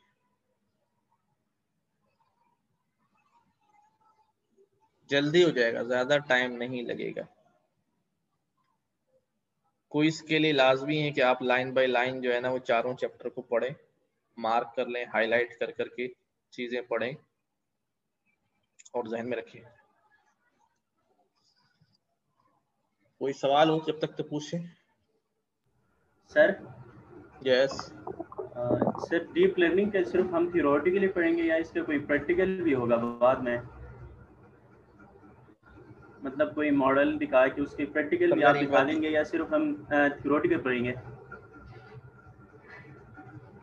नहीं, थ्योरेटिकल नहीं, अभी तो हमने जो एग्जाम्पल्स बुक की लर्न करी हैं वो सारी प्रैक्टिकल डाटा सेट था ना। अभी जो आपको असाइनमेंट में दिया जा रहा है वो भी सारे प्रैक्टिकल डाटा सेट हैं जिसके ऊपर आपने उन सारी चीजों को इम्प्लीमेंट करना है। अब वो जिसने एग्जाम्पल कर ली होंगी दोबारा से जो बुक में है, जो मैं जी बार बार कहता रहा हूँ कि अपने पास अब एग्जीक्यूट करें, तो उनके लिए तो जी बड़ा आसान होगा। जिनके लिए मुश्किल हो कोई बात नहीं, वो कनेक्ट हो सकते हैं, दोबारा पूछ सकते हैं, ग्रुप्स में सिलेक्ट पे आप कर सकते हैं। अगर हमें जरूरत पड़ेगी कि हमें उसको और एक्सप्लेन करना है तो हम एक्स्ट्रा क्लासेस जो है वो अरेंज कर लेंगे। नेक्स्ट संडे को ठीक है दोबारा सर। एक क्लास कर लेंगे कि चलो ठीक है यार, ये असाइनमेंट्स में हेल्प चाहिए वो काम किया जाए। लेकिन जी पहले सर। आपको एक ट्राई जो है आपको खुद अपने आप को देना पड़ेगा। पहले बुक की एग्जाम्पल्स करें, उसके बाद जो है आप असाइनमेंट्स करें, करना शुरू करें। ठीक है सर, थैंक यू। सर आज लास्ट लेक्चर है। हाँ, ये आज हमारा Q2 का जो है वो लास्ट लेक्चर है। सर नासिर साहब ने कहा था कि हम कैगल से भी डाटा सेट की प्रैक्टिस कुछ करेंगे, इसी तरह का कुछ कहा था। किसने कहा था? सर नासिर साहब। मैं कौन हूँ? यार ये लास्ट लेक्चर में जो पूछ रहा है स्टूडेंट। अच्छा नहीं, वो कैगल वाली जो बात है ना वो हम कब करेंगे, वो अभी मैंने कल भी अनाउंस किया अपनी कल की क्लास में कि जब आपका डीप लर्निंग का क्विज हो जाएगा ना और आपका टेस्ट भी हो जाएगा, क्विज भी हो जाएगा, तो आप थ्योरेटिकली जो है पढ़ भी चुके होंगे, क्विज भी दे चुके होंगे, असाइनमेंट भी कर चुके होंगे, तो आपका हैंड्स ऑन आ चुका होगा आपको। फिर जो हमारा गैप आता है 1-2 हफ्तों का सही। अगली क्लास शुरू होने में, तो उसमें हम एक्स्ट्रा क्लासेस रखेंगे, ठीक है। और फिर हम कैगल पे काम, जब तक हम ना कैगल पे काम शुरू कर लेंगे। ठीक है। मैं अनाउंस कर दूंगा इस बारे में अपने ग्रुप्स के ऊपर भी, स्लैक चैनल्स के ऊपर भी, तो आप लोग इजी हो जाएंगे इंशाल्लाह। सर थर्ड क्वार्टर की वीडियोस वगैरह अपलोड होगी जिस तरह अभी सेकंड क्वार्टर तक हुई हैं, या थर्ड क्वार्टर की जो पोर्टल के ऊपर रिकॉर्डेड लेक्चर्स हैं वो कंप्लीट रिकॉर्ड नहीं हो सके थे, कोविड के बाद जो है ना वो सेटअप रुक गया था। तो जो क्लासेस होती हैं, जैसे हमारी ये रिकॉर्डेड क्लास होती है, ये अवेलेबल हैं और अभी इंशाल्लाह होपफुली थर्ड क्वार्टर की वीडियो की रिकॉर्डिंग पोर्टल के लिए बाकायदा जो है वो शुरू होने वाली है, तो आपको मिल जाएगी इंशाल्लाह। Okay sir, thank you sir.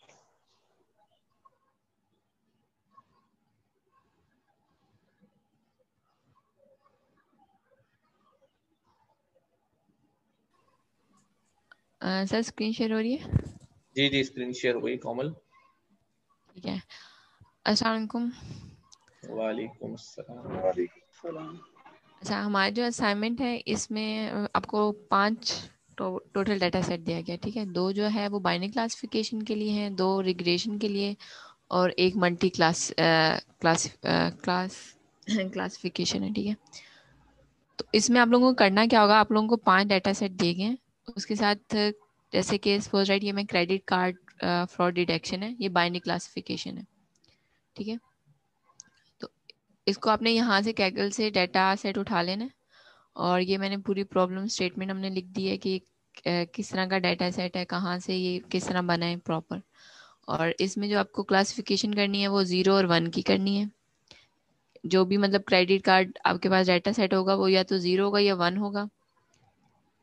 और इसका वर्क फ्लो आप किस तरह बनाएंगे, सबसे पहले आपने डाटा लोड करना है, फिर चेक करना है मिसिंग वैल्यूज़, फिर स्टैंडर्डाइज इनपुट वैल्यूज़ आपने करनी है, फिर अपने डाटा को स्प्लिट कर देना। जैसे पहले आप लोगों को यहाँ पे जो डाटा सेट करवाया हुआ था ना, वो तो कंप्लीट डिवाइड किया हुआ था ट्रेनिंग और टेस्टिंग में, लेकिन यहाँ पे आपको खुद करना होगा।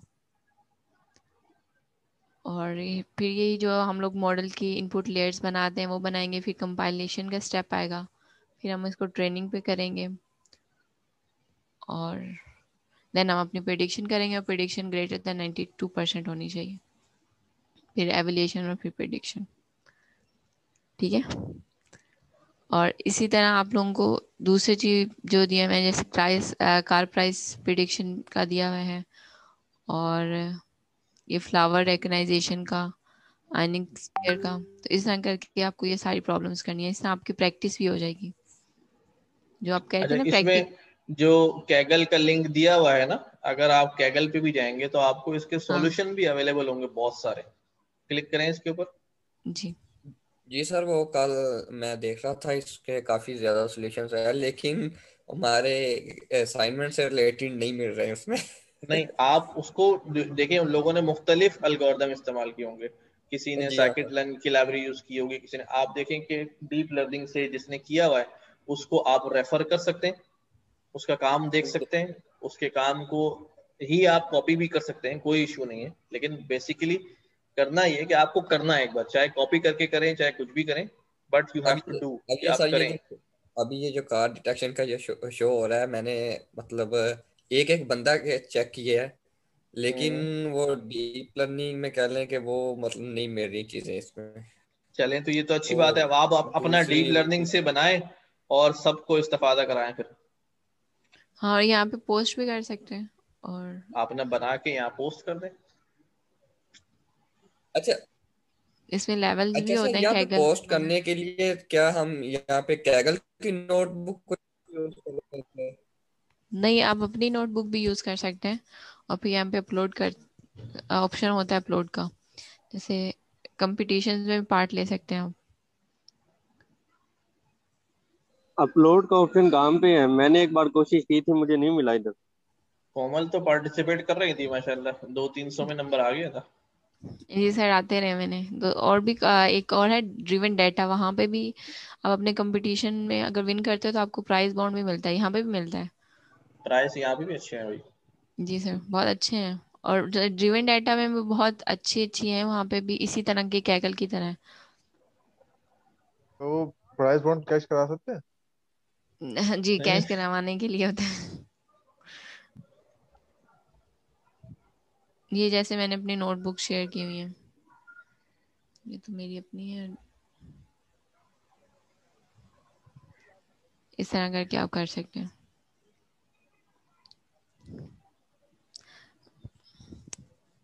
और जैसे मतलब कि आप अपनी सीवी में भी इसको डाल सकते हैं,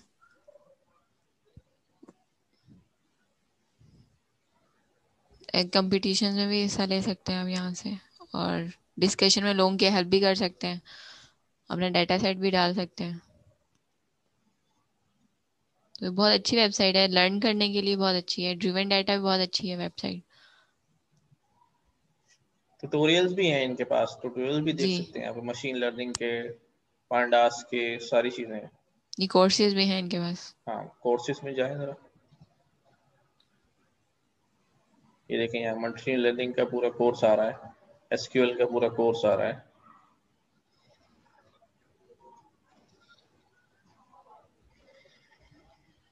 और सर coursera पे भी तो ये लोग अप्लाई कर सकते हैं, एप्लीकेशन असल ही में देनी होती है। असल में टाइम नहीं होता ना इन लोगों के पास। हम्म, सर टाइम के लिए रिसोर्स तो बहुत है यार, हम पता नहीं कितनी कितनी रिसोर्स है, जो दिल चाहे पढ़ो, जिस यूनिवर्सिटी का कोर्स लेना चाहो ले लो, कोई इशू नहीं, बस टाइम देने की बात है। और आप अगर टाइम है आप ले पढ़े, कोई रुकावट नहीं है। अब दुनिया में कहीं का भी कोर्स आप पढ़ सकते हैं, किसी भी लेवल का पढ़ सकते हैं। अब कोई ये नहीं कह सकता कि मैं यार कहीं और रहता हूँ तो मैं ऑक्सफोर्ड यूनिवर्सिटी में नहीं पढ़ सकता, या मैं MIT में नहीं पढ़ सकता। MIT के कोर्सेज भी अवेलेबल है, आप वो ले सकते हैं। तो ये सर ये हैकी हार्डवेयर क्वेश्चन का था जी स्प्लिट जी। मेथड में, ये जो हम कार डिटेक्शन के लिए यूज करेंगे, स्प्लिट तो मैंने कर लिया, मतलब वो ट्रेनिंग के लिए 50%। ये जरा ओपन चलो कीजिएगा, थोड़ा सा नीचे स्प्लिट आइए, थोड़ा सा नीचे हाँ, आइएगा।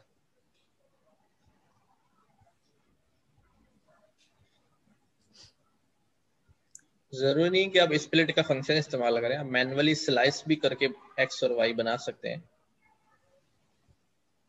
सर वो सीन कुछ यूं है कि अब असाइनमेंट में जो क्वेश्चन है वो आई थिंक ट्रेन सैंपल्स और लेबल्स हैं आई थिंक। तो हम्म, ये देखें, ये ट्रेनिंग के लिए सैंपल्स और लेबल्स। अच्छा, 50% ट्रेनिंग के लिए, टेस्ट के लिए 30%, वैलिडेशन के लिए 20%, ये तो मैंने स्प्लिट कर लिया। लेकिन अब ये नहीं हो रहा कि इनको मतलब अगर एक्स सैंपल्स और मतलब ट्रेन सैंपल्स और ट्रेन लेबल्स में किस तरह से कन्वर्ट करूं। अच्छा एक सिंपल इसमें ट्रेनिंग इसमें के लिए तो मैंने इसमें 50% अच्छा स्प्लिट कर लिया। कोमल, ये डाटा सेट लोड होता है क्या अभी हमारे सामने सर मैं नोटबुक कर पे, देती हूँ। अगर आपके पास हो सिस्टम में? अच्छा सर, लेबल तो सामने मतलब खुद ही हो जाएंगे ना इस। नहीं हाँ मैं बताया तो वो कॉलम स्लाइस करना पड़ेगा ना। हाँ, कॉलम स्लाइसेस को करने पड़ेंगे ना कि, और लेबल में वो चीज डालनी है जो आपको चाहिए होगी ना आउटपुट में। हाँ, वो डाटा सेट दिखा दें तो समझ में आ जाएगी। सर यहाँ पे कॉलम दिखा दूँ क्या, या डाउनलोड करके बता दूँ? नहीं, ये डाटा हमारे पास, आपके पास सिस्टम में पड़ा हुआ है। सिस्टम में नहीं, यहाँ पे ये कॉलम शो तो करवा रहे होते हैं ना। चलें दिखाएं, नहीं इस नहीं, तरह शो इधर हो जाएगा सर, नहीं होगा। चलो मैं डाउनलोड कर लेती हूँ। डाउनलोड कर लें, छोटा सा ही तो है। डाउनलोड करके इसको जुपिटर पे लोड करें डाटा को। ठीक है।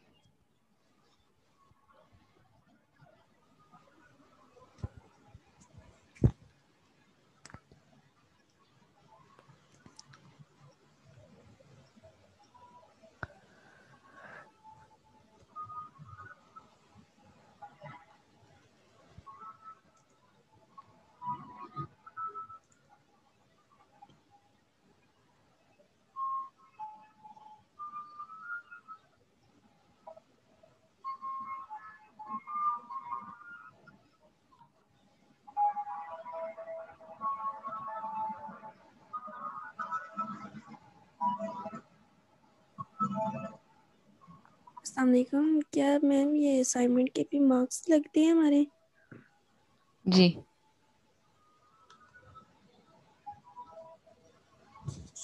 अच्छा, बहुत बट सारे मुझे तो स्टूडेंट्स। जी जी बोल। पहले नहीं पता था, अभी पता चला। तो इसमें कितने असाइनमेंट के मार्क्स होंगे? आप मार्क्स को छोड़ें बेटा, आप असाइनमेंट्स करें और स्किल सीखें, मार्क्स के पीछे भागना छोड़ दें, ठीक है? सर वो बात तो ठीक है, लेकिन फिर भी मुझे कुछ बताओ, मतलब इससे पहले कितनी असाइनमेंट्स हो चुकी हैं? आपने आपने पहले असाइनमेंट नहीं करी कोई भी?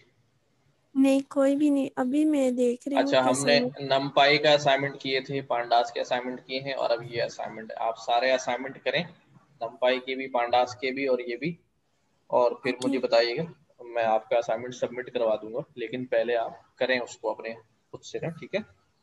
Okay okay, thank you. बताइए क्या हुआ कोमल, हो गया? जी सर बस लोड कर रही हूँ।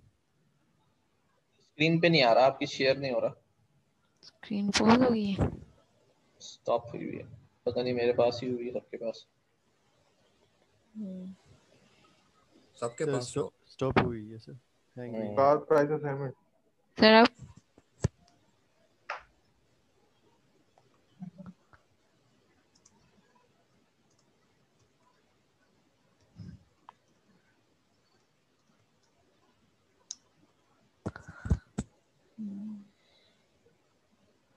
रीशेयर करा लो, शायद ये वाला टैब हो रहा है, वो वाला टैब नहीं हुआ हुआ। ठीक है, एक मिनट।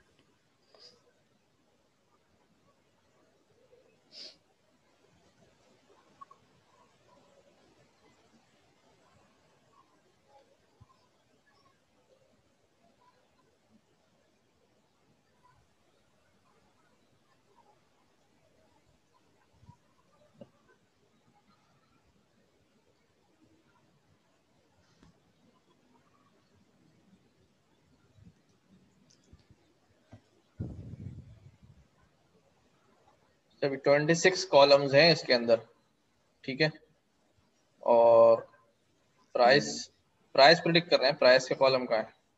वही मैं देख रही हूँ सर, एक और डाटा सेट भी था, मे बी उसमें हो।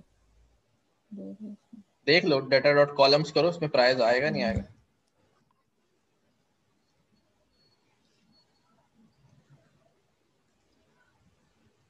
आ रहा है।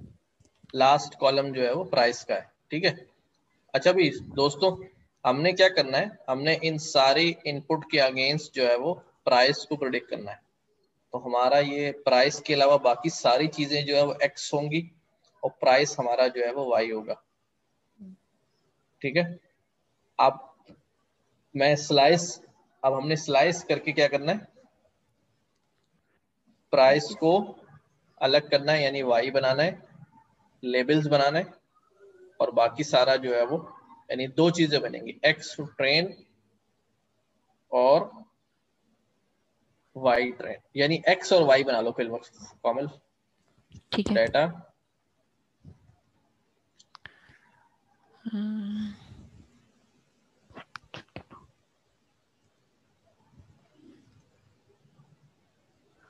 सर कमांड बता दें। अच्छा मैं बता रहा हूँ, देखो आप लिखो डाटा की पहले वैल्यूज उठाओ, data is equal to data dot values, ये वैल्यूज फिर आपके पास एरे की शक्ल में आ जाएंगी ना। चलाओ इसको, नो फाइन नहीं वोट किया। वो करो, क्या कहते हैं, फंक्शन नहीं लगाओ, सिर्फ वैल्यूज लगाओ, ठीक है। अब डाटा चेक करो, वहां पर एरे की शक्ल में आ जाएगा, ठीक है। अच्छा, अब कुछ कॉलम इसके अंदर जो है ना वो स्ट्रिंग भी आ रहे हैं। ये तीसरा कॉलम किस चीज का है, देखें ऊपर जाए, कॉलम नेम में जाए, MPFI क्या है, कार नेम है। कार नेम आ रहा है ना। अच्छा इसको अब चेंज करना एक पड़ेगा। काम करें, डाटा की इन्फो निकालें, डाटा डॉट इन्फो करें, ताकि डाटा के बारे में नॉलेज जरा सामने आए कि इसमें क्या क्या है। ये सब आपको करना है बॉयज एंड गर्ल्स, ये सब चीजें जो है वो। अच्छा ये डाटा क्या बन गया, एरे बन गया है, ऊपर ऊपर जाकर कर लो, यहाँ पे निकाल लो।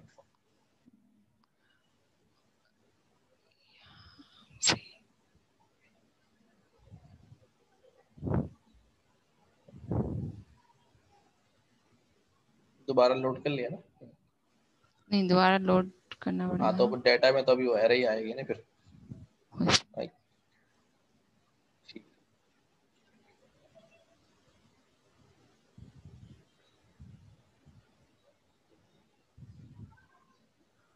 देखो तो यहाँ पर आपको जो है नजर आ रहा है कि कोई मिसिंग वैल्यू तो कोई नहीं आ रही।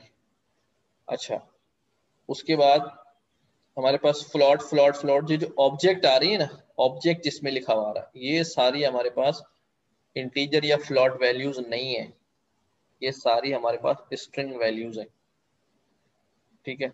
इन स्ट्रिंग वैल्यूज के ऊपर जो है ना आपको मेहनत करनी पड़ेगी,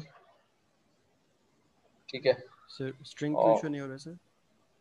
जी सर स्ट्रिंग क्यों शो नहीं हो रहा सर, जैसे int64 शो हो रहा है? हाँ, ये ऑब्जेक्ट दिखाता है उसमें, ठीक है, ऑब्जेक्ट दिखाएगा, इंटीजर और फ्लोट जो है ना वैसे दिखाएगा, और बाकी डेटा टाइप्स जो है वो ऑब्जेक्ट दिखाएगा। अब स्ट्रिंग को आपने क्या करना पड़ेगा, इसके डमी वेरिएबल्स क्रिएट करने पड़ते हैं। अच्छा, आप एक काम कर लीजिएगा कि सर मैं अब जी जी बोलें। सर मैं कोड जो है वो कॉपी पेस्ट कर देता हूँ चैट में, जिस तरह मैंने ना स्प्लिट किया है 50% और 30% और 20% में। अच्छा, मेरा मसला अभी यहाँ स्प्लिट करने का नहीं है, स्प्लिट इतना बड़ा प्रॉब्लम नहीं है। अभी प्रॉब्लम ये है कि मैंने जब टेंसर बनाना है, एरे बनाना है, तो एरे के अंदर स्ट्रिंग वैल्यूज आ रही हैं, जबकि मॉडल के अंदर जो है वो हमें पता है न्यूमेरिक वैल्यूज जाती हैं। कन्फर्म है ना ये बात? जी हाँ। तो मैंने क्या करना पड़ेगा, उन स्ट्रिंग कॉलम्स को वन आउट इनकोड करना पड़ेगा, डमी बनाना पड़ेगा। आपको याद होगा हमने पांडास के अंदर जो है ना ये काम किया भी था, डमी वेरिएबल्स क्रिएट करने का। याद है किसी को? सर मुश्किल नहीं होगा सर, नहीं इतना करना मुश्किल तो इतना स्ट्रिंग्स? सर मुश्किल तो सीड का होगा। फंक्शन लगा के सर जो डमी वैल्यूज बनाई थी। सर मॉडल के लिए सीड जैसे का नहीं, न्यूमेरिकल चाहिए। एक मिनट, मैं दिखाता हूँ कोमल, मैं अपनी स्क्रीन शेयर कर रहा हूँ, जरा एक मिनट ना इनको जरा जी सर। समझाने के लिए कि ये कैसे होगा। ये हमारी पाइथन फॉर डाटा एनालिसिस की बुक में अगर आप जाएंगे, देखिए मेहनत तो आपको करनी पड़ेगी इसके अंदर। सर आप ये एक असाइनमेंट नहीं कर देंगे, बाकी फिर हमें जरा समझ ज्यादा लग जाएगी। अच्छा, कुछ करता हूँ मैं, इस बारे में सोचता हूँ कि क्या करना चाहिए। सर क्योंकि ठीक है, खोल के समझ ही नहीं आ रही थी कि करना क्या है इसको। अच्छा अच्छा, आप मुझे मतलब टेक्स्ट कर दीजिए, मैं एक नोटबुक शेयर कर दूंगी जिसमें मैंने किया हुआ ये है देख, ये आ गया डमी वेरिएबल्स का, ठीक है। अब जो की ओके है सर। हमारे पास, ये जो की है हमारे पास, ये इसके अगेंस्ट वैल्यूज जो है वो क्या है, स्ट्रिंग है। मुझे इन यस वैल्यूज सर। को क्या बनाना है, 0101 में वन नॉट इनकोड करना है, ठीक है। एक तो ये तरीका है। दूसरा, अभी हमने केरस की लाइब्रेरी में कैटेगोरिकल का फंक्शन इस्तेमाल किया था लेबल को वन हॉट इनकोड करने के लिए, ठीक है। You can also use that categorical, कि आप जो स्ट्रिंग कॉलम्स हैं उनको कैटेगोरिकल के फंक्शन में भेज के उन स्ट्रिंग कॉलम्स को आप 1010 में कन्वर्ट कर लें, ठीक है। तो अब हमारे पास जो है ये वन नॉट इनकोड करके इसने वापस कर दिया हमें, ठीक है। तो थोड़ा एक्सप्लोर करिएगा, वरना देखता हूँ मैं इसके बारे में कि एक का सॉल्यूशन जो है फिर हम करके जो है ना, कोमल वीडियो बना के देना पड़ेगा इनको, तो ये थोड़ा इनको मुश्किल लग रहा है। ठीक है सर। ठीक है, सर मैं उसको और देख उमैर लेंगे देख लेंगे जी। सर, हाँ, इसको मैं और उमैर देख लेंगे कि ये कैसे स्ट्रिंग वैल्यूज को हैंडल करना है, ठीक है। और क्या क्या स्टेप्स होंगे। स्टेप्स लिख भी दिए, लेकिन चलो हम एक सॉल्यूशन जो है वो उनको दे देंगे तो वो सही हो जाएगा। ठीक है सर, मैं और उमैर देख लेंगे इस चीज़ को। ठीक है, ठीक है। अच्छा जी, कोई और सवाल है? असाइनमेंट वाली बात तो समझ में आ गई आपको, एक सॉल्यूशन इंशाल्लाह जो है ना वो कुछ निकाल के देते हैं ताकि आपको बात थैंक जो यू है वो सर। समझ में आ जाए। Okay sir, thank you so much sir. Okay जी, वेलकम। सर इस असाइनमेंट की कोई डेडलाइन है, कब तक सबमिट करवाना है? कोमल बताइए भाई डेडलाइन। सर अभी तो अनाउंस नहीं की, अनाउंस कर देंगे, अभी तो आप लोग स्टार्ट करें, और जो प्रॉब्लम हो हम लोगों से स्लैक पे फेसबुक पे मेंशन करके पूछ लें तो सर।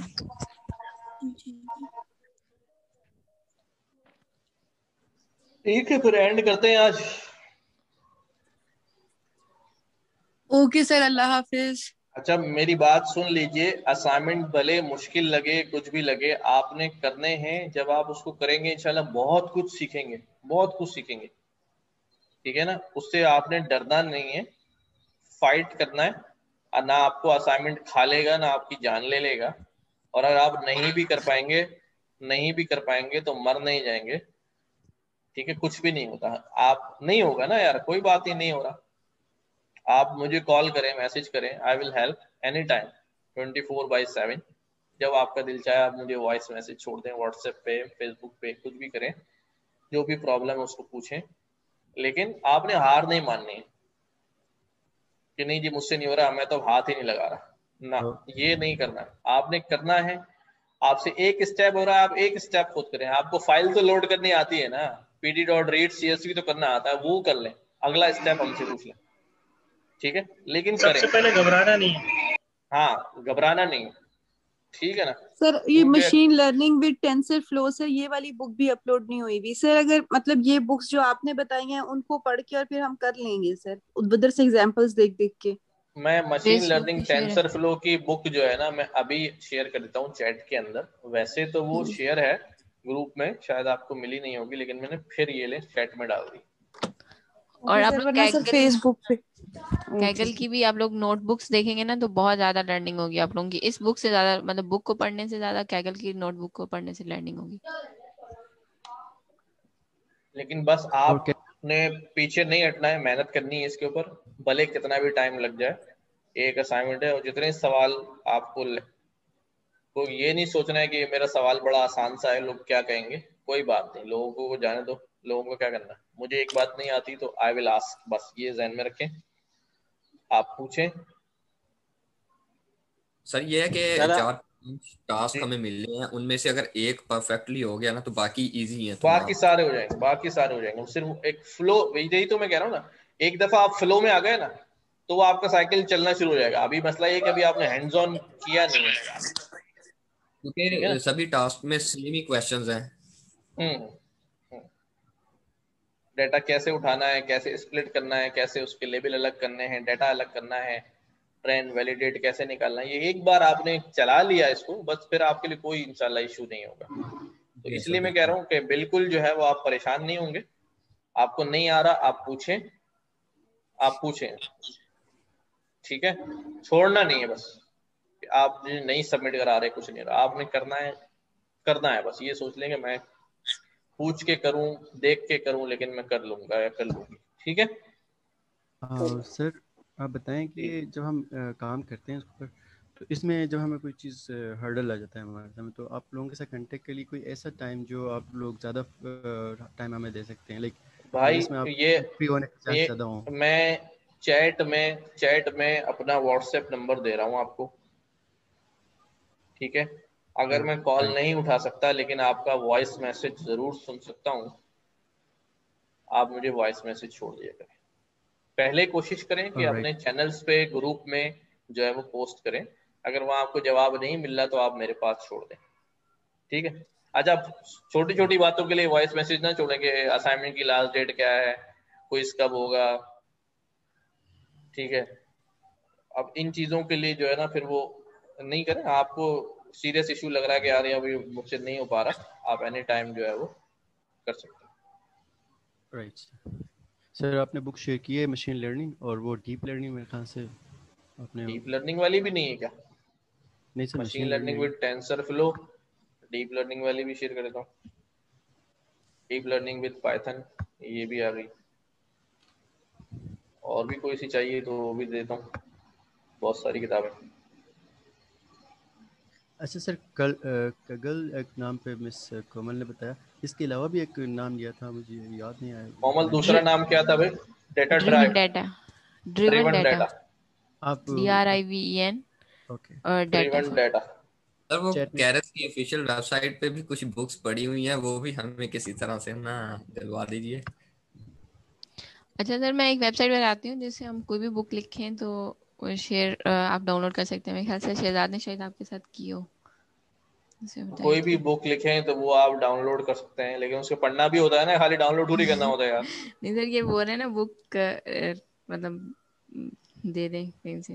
ये मैं इतनी सारी बुक्स अभी इनको यहाँ दे रहा हूँ, मिस कोमल, आप लिख पढ़ना के तो शुरू। सेंड कर देंगे जी। एक मिनट, मैं इधर हेलो शेयर सर। करती हूँ, मैं जी देखती हूँ। सर एक है एडोरेका का 6 आवर्स का है सर, डीप लर्निंग का। उसमें भी काफी कॉन्सेप्ट्स क्लियर हो जाते हैं सर। आप चैट में लिंक दें, चैट में लिंक दें सबके लिए। सही सर।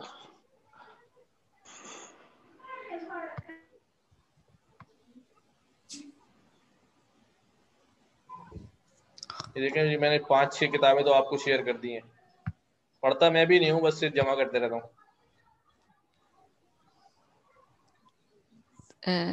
ये जो सर आप मैंने अभी लोग वेबसाइट शेयर की है ना, इसमें मैथ्स की जो भी बुक्स मतलब चाहिए हो हर बुक मिल जाती है। कौन है चैट? ये www.b-ok.org। OK.org, ये कैसा है यार? B okay. कोमल, ये आपने तो नहीं बनाई हुई? नहीं नहीं सर, मैंने नहीं बनाई सर, बहुत सारी बुक्स हैं इसमें। मैं भी मशीन लर्निंग इंजीनियरिंग की प्रिपरेशन करी थी, वो बहुत अच्छी मिली है मुझे वहां से। इतना क्यों पढ़ती हैं आप? सर सर फ्री तो हो गए बड़ा ना, आदमी बन गया ना। मास्टर्स बन हो गया, यही तो करना है। अच्छा यार, मैंने मुझे थोड़ा सा शाय फील होने लगता है यार, सब लोग पढ़ रहे हैं, मैं ही नहीं पढ़ रहा हूँ। सर आप जितना पढ़ते हैं ना, अल्लाह करे हम भी इतना पढ़े, और आप जैसे कॉन्सेप्ट्स हो हमारे। सर एक सजेशन है, अगर आप कर जी सकते हैं सर। बिल्कुल। सर ये बुक्स में जो की पॉइंट्स है सर, जैसे अभी आपने पढ़ा सब और फिटिंग को कम करना और रेगुलराइजेशन L1 L2, सर इसके अगर वो बन जाते पीपीटी के पावरपॉइंट प्रेजेंटेशंस बन जाते, तो ये कि जो क्रक्स था वो निकल आता सर। तो वो भी अब मैं बना के दूं आपको, क्या कहते हैं? नहीं सर, अगर कोई इस तरह सोर्स मिल जाए, वहां से हमें मिल जाए इस बुक के प्रेजेंटेशंस या सर। अच्छा, तो प्रेजेंटेशन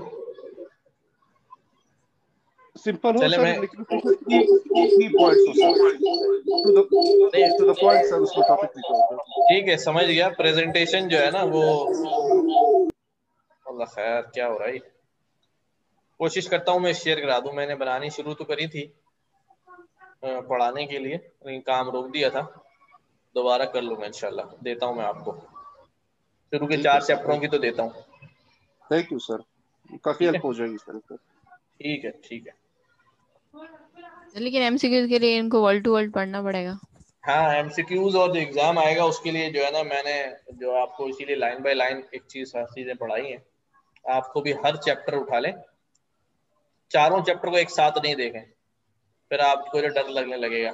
आप ये सोचें बस एक ही चैप्टर तो है। तो चारों चैप्टर और कौन से? अबे 4 चैप्टर यार फाद भाई, अभी जो पढ़े हमने डीप लर्निंग के। कौन से नंबर बता लें? 4 5 6 7 8। 1 2 3 भाई और क्या कर रहे फाद भाई, चैप्टर 1 to 4। अच्छा 1 2 3 4, 1 2 ठीक है। 3 4। तो आप पहले एक चैप्टर के ऊपर फोकस करें, उसको पढ़ें, जब वो खत्म कर लें तो फिर अगले चैप्टर पे जाएं। और जब अगले चैप्टर पढ़ रहे हो साथ साथ पहला भी रिवाइज करते रहें थोड़ा थोड़ा, ठीक है। ओके कोमल, फिर मैं एंड कर रहा हूँ। असाइनमेंट के हवाले से जो है वो आप तमाम जो है ना,